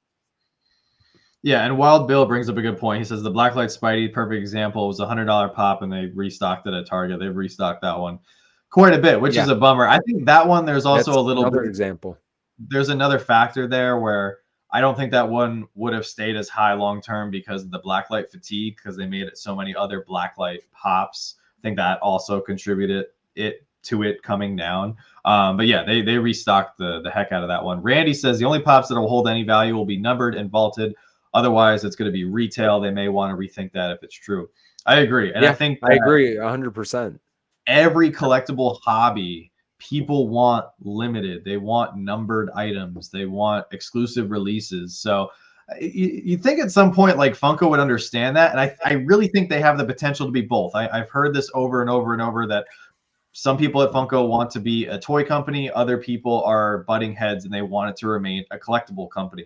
I think they have the opportunity to be both. Like, release your common releases and restock them over and over and over if you want to, but like then give us the NFTs, then give us super limited pieces that are only given out at cons. But I think where they're missing the mark is you got to drop some other things on the Funko shop that are limited, because not everyone plays the NFT game. Yes, so 100% agree with you. If you don't play the NFT game, you don't have access to those limited pieces. You have to wait till they hit the aftermarket. And some people don't want to deal with that because then they're very high sometimes. Same thing with cons. Not everybody can afford to go to a Comic-Con, and then not everybody gets into the booth. So even if you go, you're not guaranteed a time slot, so you can't wait. And then let's say you even get up to the booth, you're not guaranteed to get one of those limited pieces. So there's all those barriers to entry. Like, just drop a 5,000 piece limited, 2,000 piece limited on the Funko shop once a week. That will draw hype. That will draw hype. I totally agree with that. I'd like to, you know, again, make certain things off limits and tell us what that is. You know, make that Like if you knew that something was only going to be available one run, like we're doing a one run of this and like that's it, like tell us that. You know what I mean? But you could still release everything else and do the 2,000 pops a year, or 2,500 pops a year, and people are going to get one or two of this or that. But yeah, I'm about to repeat everything you just said. I would do exactly what John just said. I don't need to say it again. Do what John said. So I have a couple comments. First, I want to know what is the limited block numbered Pokemon? I have never seen a numbered block Pokemon out there ever. So if that's an example, that's probably a bad example because there isn't. Good example. Maybe that's the higher up that doesn't have a clue that. I mean, that's the thing. Is I think that's also a red flag that most of this is probably just false garbage rumor, and that's ultimately why I wanted to hash this out. Right. But so that's one thing I'd like if you're gonna say numbered, that's fine. Are you gonna also include con pop? Like, can Headless Freddy restock at any point now too? Because it was shared on the site. If that happens, it would be disastrous. But no, that idea is like, if you're gonna say this, just be clear, like you guys said. Also, that means maybe release some more that are 5,000 pieces on the Funko shop that have a 5,000 piece sticker on it. That's fine. Mm-hmm. Or release other ones. Like, I'm curious about these ones that we're pre-ordering. Like, if you pre-ordered, they did the Jason Kelsey, and they did the the one for the Olympics with Flavor Flav. They're doing Reba right now. That's a far off. They did the One Piece gold statues that are pretty far off too. Like, if they sell the pre-order, Earthquake. You live. All right. It was Alex. So if you sell the pre-orders, are you going to ever restock after the pre-orders? Like, or is that it? Like, the pre-orders and you're done. So those kind of things, you just have to be clear. Like, I get a common BB-8 at a Target. If it sells out, you need to make more BB-8s down the road. You make more BB-8s if it's not vaulted. But I don't get the pre-orders, the con pops. The Funko Shop one, I don't really like the idea of that unless you're clear on it and make a lot more numbered ones. Like, just make them numbered. Yeah. But I don't care if you put 25,000, you put 5,000, you put 8,000. Whatever you're going to put, just put it on there. How do you feel about vaulted pops? Obviously, he's not happy about it. He almost destroyed the studio over it. Like, are you excited? Are you excited for the new Proto the dog? No. All right. Then he's embarrassed right now. He's like, "Are we really doing this?" I'm sorry. I'm sorry I did that to you. But yeah, that was a good point. No such thing as a numbered flock Pokemon exclusive. I was like, where is this one? Am I missing something? I don't remember ever getting this one. Yeah, I think there's a best of both worlds, and I think that they can actually like do very well. I mean, obviously their profits are up, so they're doing something correctly. Like, their stock is up right now. But I think that there's more money to be made in the mass production of like the little stuff. Like, I'm talking about like the biddies, the pocket pops. Like, if you want to mass produce those, because people don't collect those necessarily. I feel like people use those as like gifts or stocking stuffers or one-off impulse purchases. Like, I haven't seen like people having like walls of biddies yet, although I'm sure they're out there. Where I think like the true heart of the Funko collector is chasing the exclusive, the rare, the hard to get pop.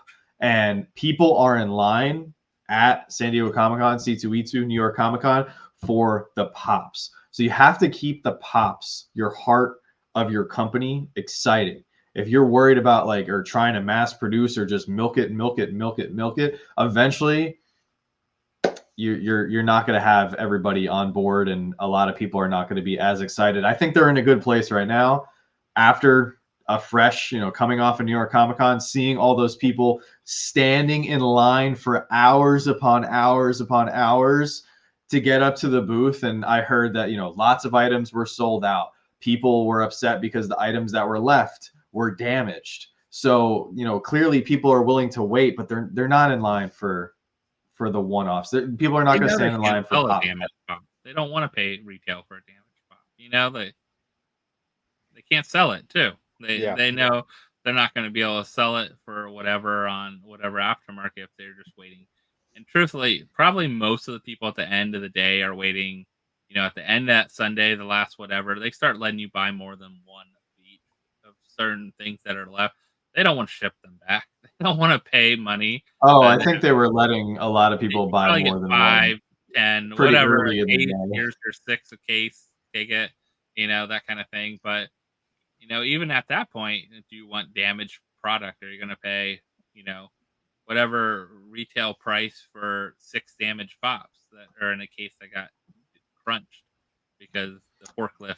Well, I mean, if you spend your hard-earned money to go to New York Comic Con, San Diego Comic Con, C2E2, and you wait in that line, like you should get a near. I'm not gonna say perfect because you know some people argue there's no such thing as perfectly mint, but a near mint item. Like you deserve a near mint item. If I'm gonna wait in line, I'm gonna take off from work, I'm gonna fly to XYZ place, and my opportunity to get the item that I'm waiting for at the end of the day is damaged. Like that's unacceptable. If it's got a little mark here or there from shipping catastrophes, I get it. But like I heard people were upset because they were trying to get the V-Friends pop, they were trying to get the flocked animal, and a lot of them had like creases and dents and dings and all kinds of stuff, and that's disappointing. So maybe it sounds like there was some shipments that were mishandled.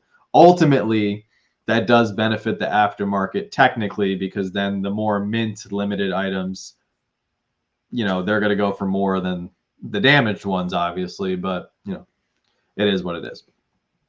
Oh, Surf and Chair, congratulations. Nice. You got your Deadpool and Zamboni. Very nice.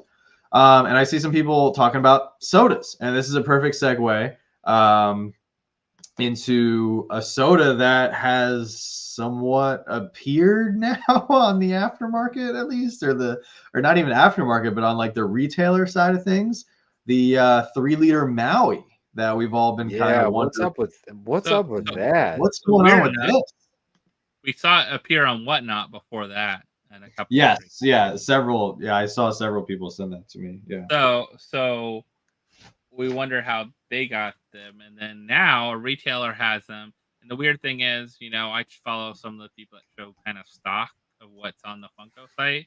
And there was only like 600, 700 of these loaded on the Funko shop, which was really weird.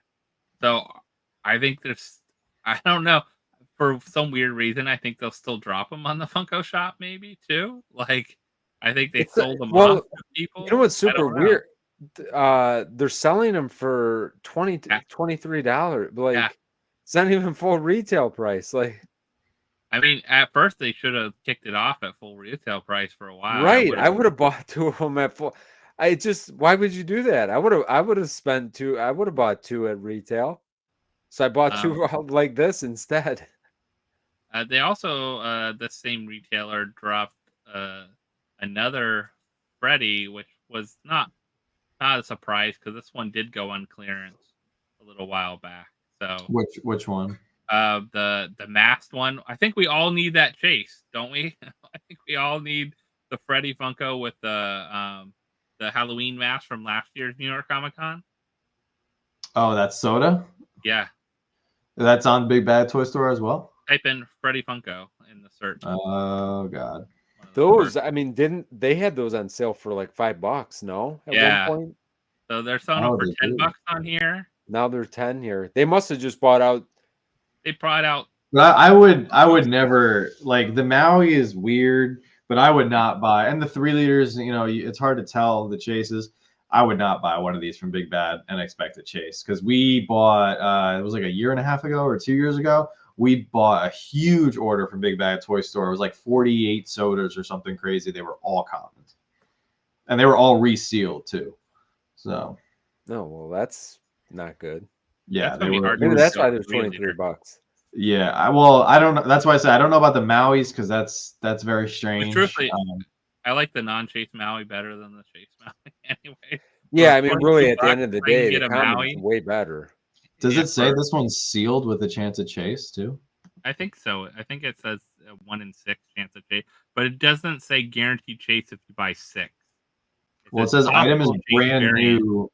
Well, this is weird because it says item is brand new and in mint condition. That's different than sealed with a chance of chase because this a brand new could technically just mean that it's just it comes in the can, and the can doesn't have any dents. It says 1 in 6. I mean, I think this one went on sale for $5. So who knows? They might have bought up 12. You know, they could have bought a ton of them up when they were on sale. The Funko rep could have been like, "Hey, we got this left. Do you guys want to buy anything?" You know, like I can see that happening. Somehow those Mauis had to start going out to people that could sell them. Well, it made no sense. Like, why wouldn't they just release Maui in November when Moana 2 hits theaters? Like, I could understand if they were waiting for that, but like now they've leaked out, and yeah, obviously some people have gotten back. You know what? It could have been like the whatchamacallit sodas, like the social media sodas. They might have liquidated some of their stuff to Big Bad Toy Store, like some of these, and they just accidentally gave them 52 cases of Maui's. Do you know what I'm saying? Because John, you're exactly right. There's a perfect time for them to drop this at this point, and they've probably been holding them for a long time, and now they probably gave half their stock away. Yeah, I mean, you know what I mean, and not even realize. I don't know. It makes zero sense. I mean, we remember at one time someone got a peanuts bag, soda bag before soda dropped. So, you know, Funko makes mistakes and put things in their queue and sells them, and not sure. So these people, like, they're changing new leadership, new people I'm sure are hired every day here. Someone that does a sale, they have a new sales rep. They sold their Freddy to John for $600, and they're like, "Oh, peace, we're out. We got our sales rep one." I don't know, but like that kind of thing. Oh, I do need that. I know I need that Freddy. I still have to try to track that thing going for anyways. I haven't. I've seen a couple for sale. It's going for a lot. It's going. I heard it's like $900. It's a lot. Yeah, it's going for quite a bit. But PopStop also brings up a good point that was the case with NYCC this year. It was weird. So the Funko booth was very like cut and dry, just like consumer to business transaction, because there was no giveaways. There was nobody like hyping the crowd up. They had the guy in the Freddy suit and the Eddie suit come out and you know, just wave and take pictures and stuff. But it was weird. It was quiet. Yeah, and man, why not get anybody? I mean, because like C2E2, obviously Mike was still there, and that it was just jumping the whole time. Forget the line, like with forget even the line. Just around there was just exciting to hang out. You weren't just standing in the line. It was weird. You know what though? The year that we went to, it was kind of weird the way they had it set up. Because they have a separate Loungefly booth this year or not? I didn't. Yeah, it was technically separate. It was, but it was next to it, and it wasn't. It's right next to it, right? Yeah, it wasn't as divided. Okay. Yeah, you could just walk up. The spot. Yeah, you could just walk up. I will say I've been pretty impressed with the larger bags from Loungefly. The couple of the bags that came out, that Godzilla bag looks fire. Of course, the Wolverine Deadpool bag that came out, those larger Loungefly bags. I think they're finally like kind of branching out with some of those. I think they're pretty awesome looking bags. I was surprised at how much the Wolverine and Deadpool was selling for. I saw some pretty high sales on a couple of people's streams. I did not hear a lot of people talking about it at the con, and I thought the Wolverine was kind of boring because it was the same mold as they've done before. It was just metallic, but it sounds like they put a number on it. It's kind of what low piece Wolverine. I mean, and the bag itself, everyone's paying $100 to $150 for by itself. That's crazy. So the bag itself, you're almost getting your money back in addition to the pop, at least on the Whatnot streams that were going on for New York Comic Con. Yeah, it's just weird with Loungefly. Like, unfortunately, I think they got to a point where like a lot of people, because I feel like Loungefly, you have like two different types of collectors. You have the collectors who they buy the bags, they collect the bags, they put the bags on their wall, they put the bags on a shelf. They keep them all like pristine and good condition. And then you have like the other like kind of hybrid collector where I guess there's technically 3 classes of collectors, but this other like hybrid collector, they buy some bags, but then they also use some bags. So like they have like kind of like Joanna. Joanna has her really expensive Bree's the one. same way. she doesn't use. But yeah, but I'm sure Bree has a bunch that she'll use to go to a con, right? Like Joanna won't wear any white one or like anything that will get dirty. She won't wear to a con. And then that third collector that I just kind of like thought of, right, is that like person who only buys like 1 or 2 bags. They use them. They don't really see them as like a display piece or as a collectible. They're solely just for practical use. I will say, John, every time I go to Disney, about every few months, there's about 15 new Disney exclusives. I'm sure, and it's hard for people to come up. But that's what I'm saying. How can people? They're never ending. Yeah, it's never ending. So like that's what surprises me when a Loungefly bag is going high on the aftermarket, because like they've made Deadpool bags for sure, you know, before. So is this one different enough to where people are like, I think it's the first big backpack. That's it. It also appeals to a different audience that doesn't want a small backpack. Like I don't want a small backpack. Like I have too much crap to carry usually. But the Deadpool bag has a laptop sleeve in it. I can use that. Well, you know, like you could use something like that.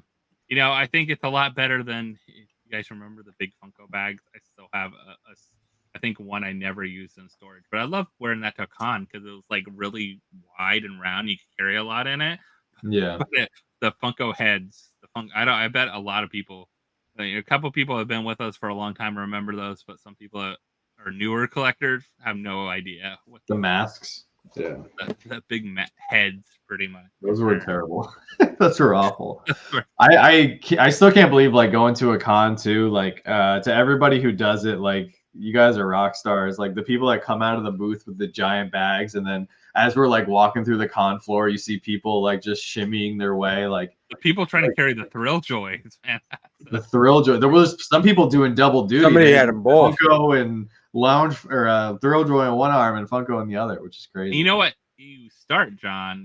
You can make a killing off of this. Like people need, someone needs to go there and be the person that helps. Like, all right, let's go. I bring the wagon in, help you load your stuff, get it out of there. Like you charge and get tips and everything like that. You know, like kind of like the bicycle dudes that like ride places. You know, at like when you have sporting events and stuff, like in concerts and stuff like a that, little like chauffeur service. You can like take stuff for them and back and forth. Man, you can make a killing. You could. There's also another promotion going on with Funko. Have you guys looked into this? Has anybody ordered yet to see what you could get? I ordered stuff the other day. Yeah, I did too. I'll get some stuff, and I ordered 2 of each of the little mystery. Me too. 2 Loungefly, 2 others. So I'm looking forward to see. Trick or treat. Let's find out. Now, I did like that they did a little video or something on this that shows what you could do. I don't remember if it was later on, but they actually showed what you could get. I didn't see that. Did a little video, like you could get a pocket pop. It was showing like, or you could get this like, and it was one like a Con Freddy type thing or something like that. You know? Wow. So it's kind of cool that it's maybe who knows, a variety of stuff. How do they pick what goes in your box? I don't know. Do they like you? Do they not like you? what they throw in there? Yeah, Alex thinks it's a stock dump. I've seen it. Oh yeah, for sure. But I'm worth, $5. Most of it's probably a stock dump, but like hopefully they throw in something cool, like a chase or a prototype or. I mean, even $10 if they throw in a wallet from Loungefly, like the $10 Loungefly ones. I mean, a wallet costs you $20-$30. You know, they might throw in little like card holders or whatever too they have and stuff like that. But I was thinking, who knows? You can get a full Loungefly bag they want to get rid of too because they want to clear stock. So I think they need to do more of what they did with like the Torchbearer Freddy, like where you can only get something if you spend a certain amount. I know not everybody is for that because if they don't have enough stuff on the website that you're interested in at the time, but if they came out with a cool like Halloween character, like that was like super limited, like I mean, maybe not even super limited, like if something like the first 5,000 people that make an order will get this pop, I think that will just add some excitement. And they could, doesn't have to always be Freddy or one of their characters. Like they could make up a character and be like, oh, this is, Skeleton Sam and he glows in the dark, or he's got a knapsack, or like you could literally do anything. And if you do I it like as a skeletons, promo, Sam. yeah, right. If you do it as a promo, you're gonna move like if you have 5,000 units, and let's say you require a $100 purchase to get it. I mean, you're talking that's $50,000 worth of product that you're moving that you might not have moved that day. I think also a nice thing about like little things like this is perfect for when you buy 4 pops and you need one other thing to get you free shipping. You add a $5 little mystery bag or a $10 mystery bag to get you kind of get it for free anyway. Yeah, so you're pretty much getting it for free at that point if you do something. Yeah, so I just threw this up there. I'm probably gonna make an order tomorrow or Saturday just to see what we get. So hopefully we get something cool. It does say it's worth up to $100, so you could get a treat. Could get a and that's trick. the other thing. Well, that's the other thing too. Like, how do they value that? Like, what are they valuing that $100 market? Is it something that's $100 retail? Like, that could be has a me curious. Loungefly bag. I mean, yeah, Loungefly bags are up to $100 easily, right there. Could be a cooler of sodas. Could be. I'm excited for that Stranger Things cooler whenever that gets dropped. It's so weird they're showing it on the Funko Europe, but not in the US. Like as coming soon, notify me. That just weirds me out. Right? Maybe they just wanted to give Europe something first for a change. Maybe Europe sometimes gets the shaft, so maybe they sometimes just they get wanted left to. out. Yeah, they just wanted them to feel included. Oh, speaking of feeling included, any Canadians in the chat this evening? How did the drop for NYCC go for the Canadians?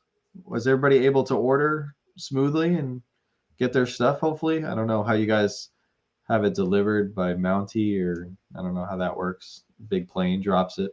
I don't know if there's any Canadians in here. It's Moose. Yeah. Moose, yeah. Yeah, that's right. Europe got the Palace Guard, Freddy. Yeah, that one was sweet. Yeah, do more stuff like that. All right, so this next item that just got revealed, and they can't get mad. Well, not real. I was about to say, you can't get mad at Red Hulk's in this. We knew Red Hulk was going to be in it. We did already see Sam Wilson's cap wearing this suit in the trailer, so it's not like it's any kind of big spoiler, but I'm excited for this box. I really like that shirt. It's our last box. This will because they do it every other month, right? Yeah, I think it's the second to last. I thought. Will we get one in December? Because I heard they're done at the end of the year. No. Yeah, apparently they're done with the Marvel Collector. At least how they're doing it. The subscription model, right? I think that they were going to do it, but you got to like purchase it, which I don't know. They haven't been great over the last 2 years. They've not been horrible, but they haven't been great. Well, with this box, I'm keeping the shirt and I'm keeping the cap. I'm not really in love with the Red Hulk. I mean, he's cool. Yeah, he's okay. I'm excited for this movie, though. I don't know about anybody else, but yeah, I am too. But I'm getting more and more bummed out the more and more I hear about it. So, oh, why is that? What did you hear? I heard it's not testing very well, and I don't even like hearing that. I'll be the judge of that. Well, but here's the thing, though. If you heard that it was testing well, and then you go to see it, and you're like, "Wow, this is a crap movie," like I feel like you can't believe the critics sometimes. Well, John, I went into the last couple movies feeling that way. Like, you know what? They don't know what they're talking about. And then I go, wow, they really knew what they were talking about. This was garbage. This was not very good. So I hope that the Venom's out too. So, and I heard that Venom also is not like fantastic, but maybe the best of the 3. Oh, really? And I like the first one. The second one I did not like at all. But I'm looking forward to this last Venom. Yeah, Tom Hardy made a surprise appearance at New York Comic Con, and I think the whole Javits Center like erupted when he came out on stage. It was crazy. I could imagine. There was a couple times when we were on the floor where all of a sudden there was just like an explosion of like banter and people yelling and such, and it was like, oh, I wonder what's going on over there. You know what? I didn't feel like I saw. It's like I don't know. I'm so used to. I didn't see a lot of like the autographed area, like a celebrity area. I don't know. MegaCon has a huge celebrity area. I know $7 a pop had celebrities, but I mean having like those huge areas where all these people are. Usually, it's like everyone's trying to check out. Like, oh, there's Marty McFly, and there's Yeah. there. Oh, there's that person from that movie, and I didn't feel like I saw that in many people's videos, but maybe It was tight. It was a really totally tight. different area too. Don't they do Like- that downstairs? The what? The signing? Yeah. Oh no! I mean, I can't speak to other booths, but at least for $7 a pop. No. there's some- I'm not talking about No. the. I'm talking like the main, like the big. Oh, signers. the main autographs. Yeah. Yeah, I believe they were on the bottom floor for like the other celebrities if they weren't with a company. I feel Yeah, like that- they keep them so separate, so it's so weird because Yeah, I'm 'cause so used you- to seeing that in other. They have like con a videos. they have like a picture booth and everything. Yeah, it's different. A Oh, lot yeah. of them you can't even see them unless you get up to like behind the curtains. It's like the Wizard of Oz. Right. But yeah, I was surprised the way $7 a pop had it set up. They did really well maximizing the space that they had, but there was still like not that much room in between. I mean, it was backed up to the Thrilljoy booth, and then they had their booth, and the signers were, literally right on the edge of their booth. But that little walkway was not very big, so there was, of course, a lot of people like walking and like trying to see what was going on, and then you had people standing in line.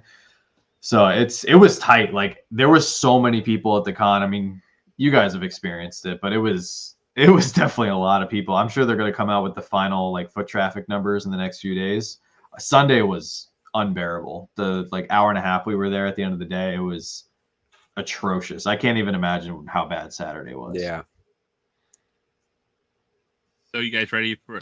I want Funko to announce their whole lineup for the year. They need to announce all the cons they're going to. Like, are Yeah, I they would going like to see that too. again?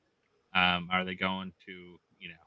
I think they kind of did away with doing Emerald City, but who knows? Maybe they'll be back. Maybe they made relationships back with them or something like that too. You never Let's know. pull a 180 and watch them go to both. We're doing Emerald City and we're doing C2E2.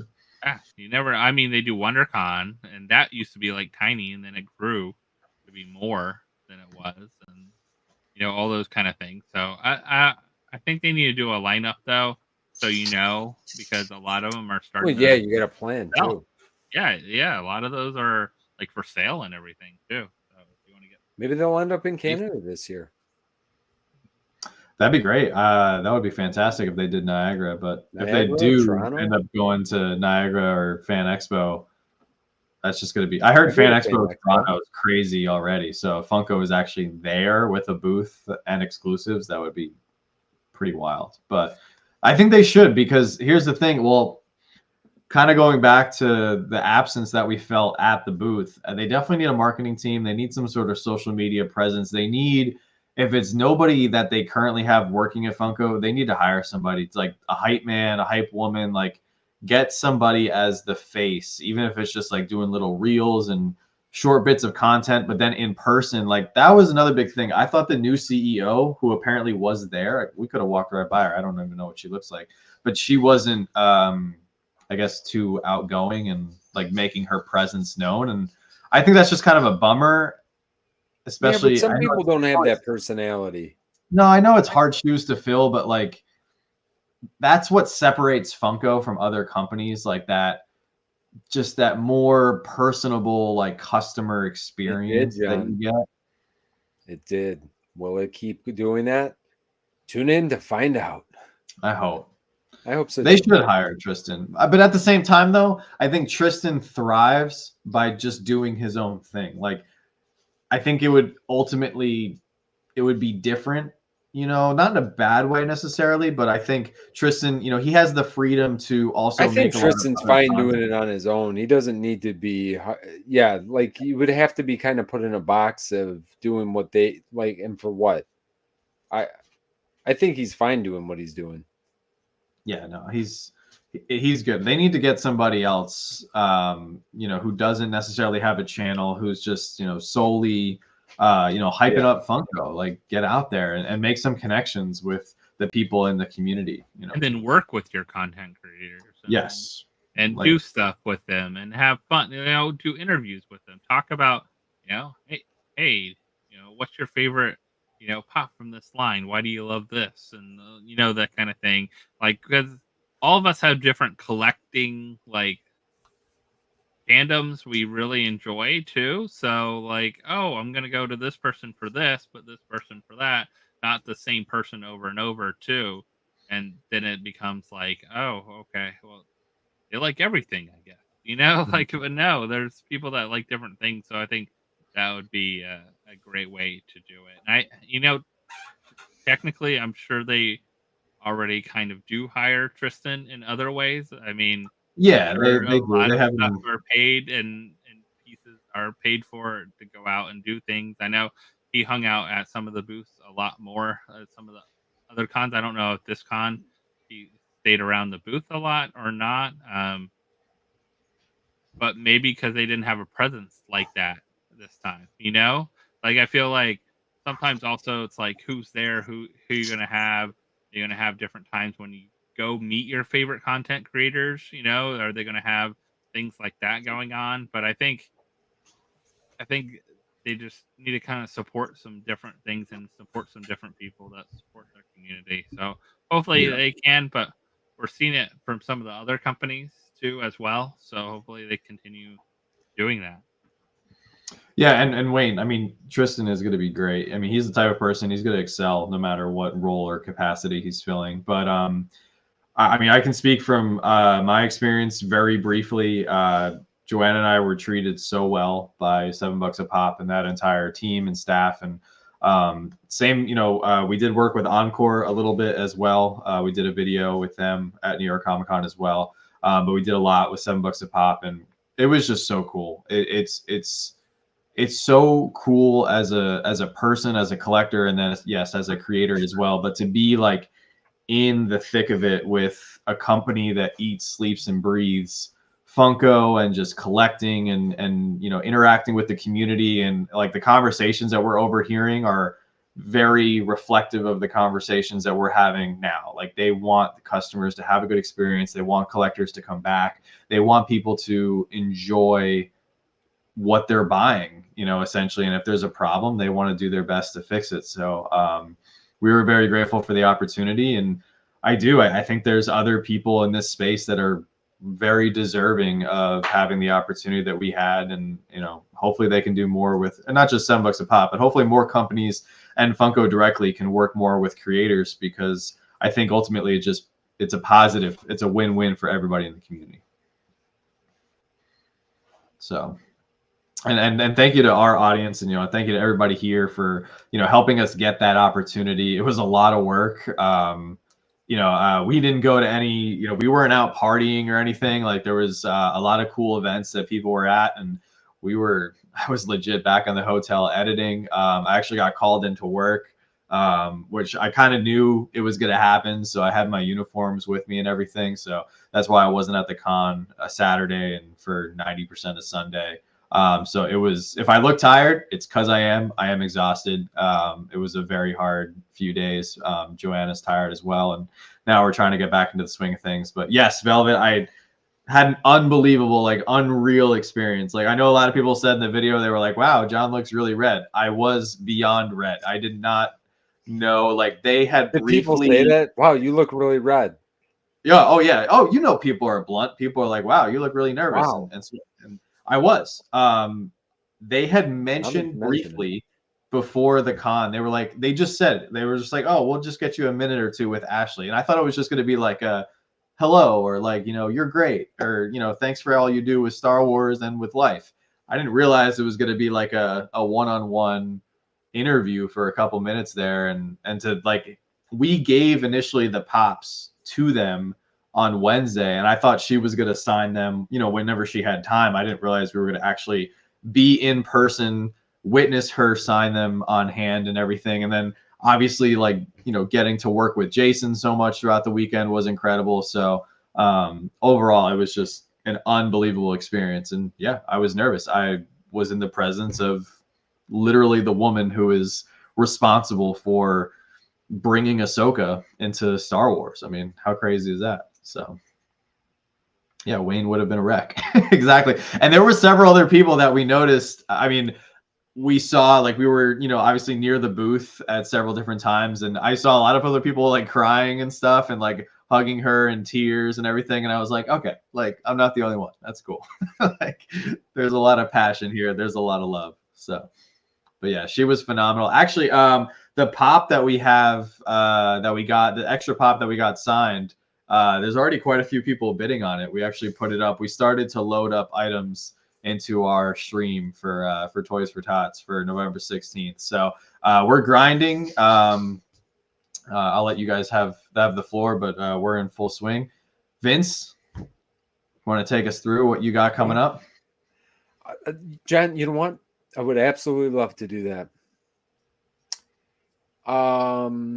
Well, we have not shot any videos as of recently, but we will have a video for Sunday. We got a video today if you guys want to check that out.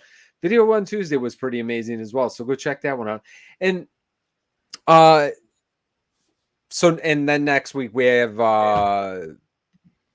Whatnot auction on Tuesday, Halloween show on Thursday. Might be something special on Thursday as well. But I wanted to say two quick things. One, with our video on Tuesday, we pulled an amazing hit, but the comments were so nice. I mean, people are so genuinely like the jealousy, like you see the rest of the community. And I don't know if it's got anything to do with just the people that watch our videos or, I like to think sometimes that, I don't know. It was just, there were so many just people were just genuinely happy. And it really brought a smile to my face this week to see nobody was just like, I don't know.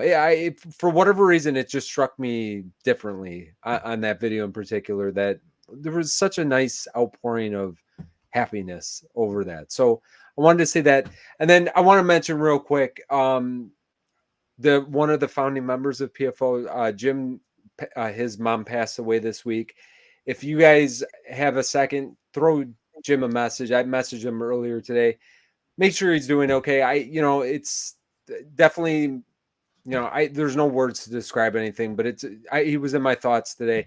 He's going to be in our prayers all weekend and, for however long. But if you guys want to send him a message, make sure you send him a message this week. Other than that, that's it, guys. I appreciate everybody. So videos coming up. So we opened our first stuff from New York Comic Con already this week. If you haven't checked it out, we got it in pretty quick. So we were like, hey, let's open some stuff up. We got more coming in throughout the week. Hopefully my Thrilljoys that I got in will come in. So I'd like to do an exclusive video just on that, separate them from the other New York Comic Con stuff and things like that. Also, I want to do a new NFT series. I kind of hinted toward the Hunt for Murray. So I have not hit the Murray Grail yet in Stranger Things. So can I hit it by buying some packs and keep buying packs and doing a short series? So I want to do a short series with that because I thought that was fun. I always kind of like, our soda or, soda shorts and things like that. So I thought this might be a cool way, something I want to go after. Hopefully I don't waste too much money on keep going after them. But then also, what else we got coming up? I feel like we just got a ton to unbox. Nothing wrong with that. Yeah, like a ton of stuff that just come in. So it will be cool to have some different videos coming up. You got a nice box coming from us too. Yeah. So I have a couple con things, a couple cool things from some cool people. And I feel like we've been sitting on some mystery boxes I'll need to unbox some point too. But it's been out getting some new stuff out. But then we have, of course, our like other NFT series coming out next week and all those kind of things. So we'll see what all videos get made. But, a lot of potential good content. Yeah. See what happens though. Hey, you know what? Bad content is still content. Hey, I do it every week. Forbidden's here. I had the opportunity of meeting Ronaldo. Actually, I'm going to give Ronaldo a shout out because he was extremely patient. We happened to be caught in a swarm of people at the Funko booth. A bunch of people were just coming through, said hi to us really quickly. And I was in the process of having a conversation with Ronaldo. And I just politely asked if I could talk to some other people really quick. And then it ended up not being super quick.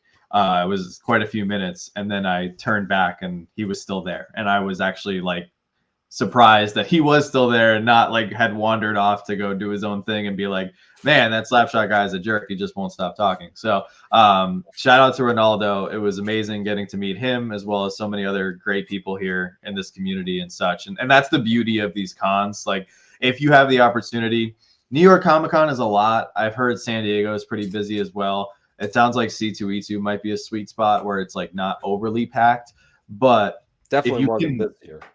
Yeah. If you can find your way to some sort of event, like it is so awesome to finally meet some people from our community in person, put names and faces together that we only get to see sometimes through the live stream chat, through DMs and comments and emails and such. So there was a couple times where people came up to us, and I guess it's kind of funny, like, I don't, you guys see our faces and like, I don't know what you guys look like. So there was one or two people that came up to us and they just started talking. I was like, hey, like, what's your name? Who are you? Like, and they were like, oh my gosh, I'm, Funko XYZ, blah, blah, blah, blah. And I'm like, oh my gosh. Yes. Okay. How's it going? So it's really cool to finally get to meet people and everything. And I actually got to meet some other creators for the first time, which was great as well. So overall, this past New York Comic Con was a real treat for us, and I'm already looking forward to it next year. I know Joanna's looking forward to some sleep before next year, but overall we ended our con season on a very high note. For us, tomorrow I have a quick Thrilljoy video that I'm dropping. Have some thoughts on that, so if you guys want to check that out, and then we got a couple auctions this weekend.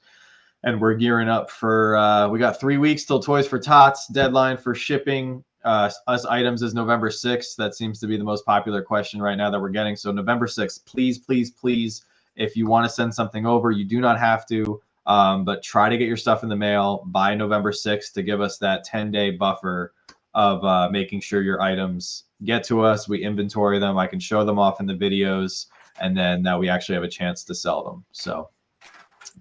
But that's pretty much all we got. We'll have other videos as well in the upcoming days. I'll have to do an NYCC unboxing because I have some stuff that I ordered as well. Nothing crazy, but yeah, thank you guys for all the support. It's been an incredible journey, and we're going to continue on as we now work our way into the last 2 months of the year. I don't know how that happened, but here we are. Believe it or not. So everybody, please have a fantastic evening. I hope you guys have a great weekend. I'm sure we'll see you in our videos, live streams, auctions, wherever. As always, don't stop shooting until you score, and have a fantastic evening. Bye, everyone. Have a good one.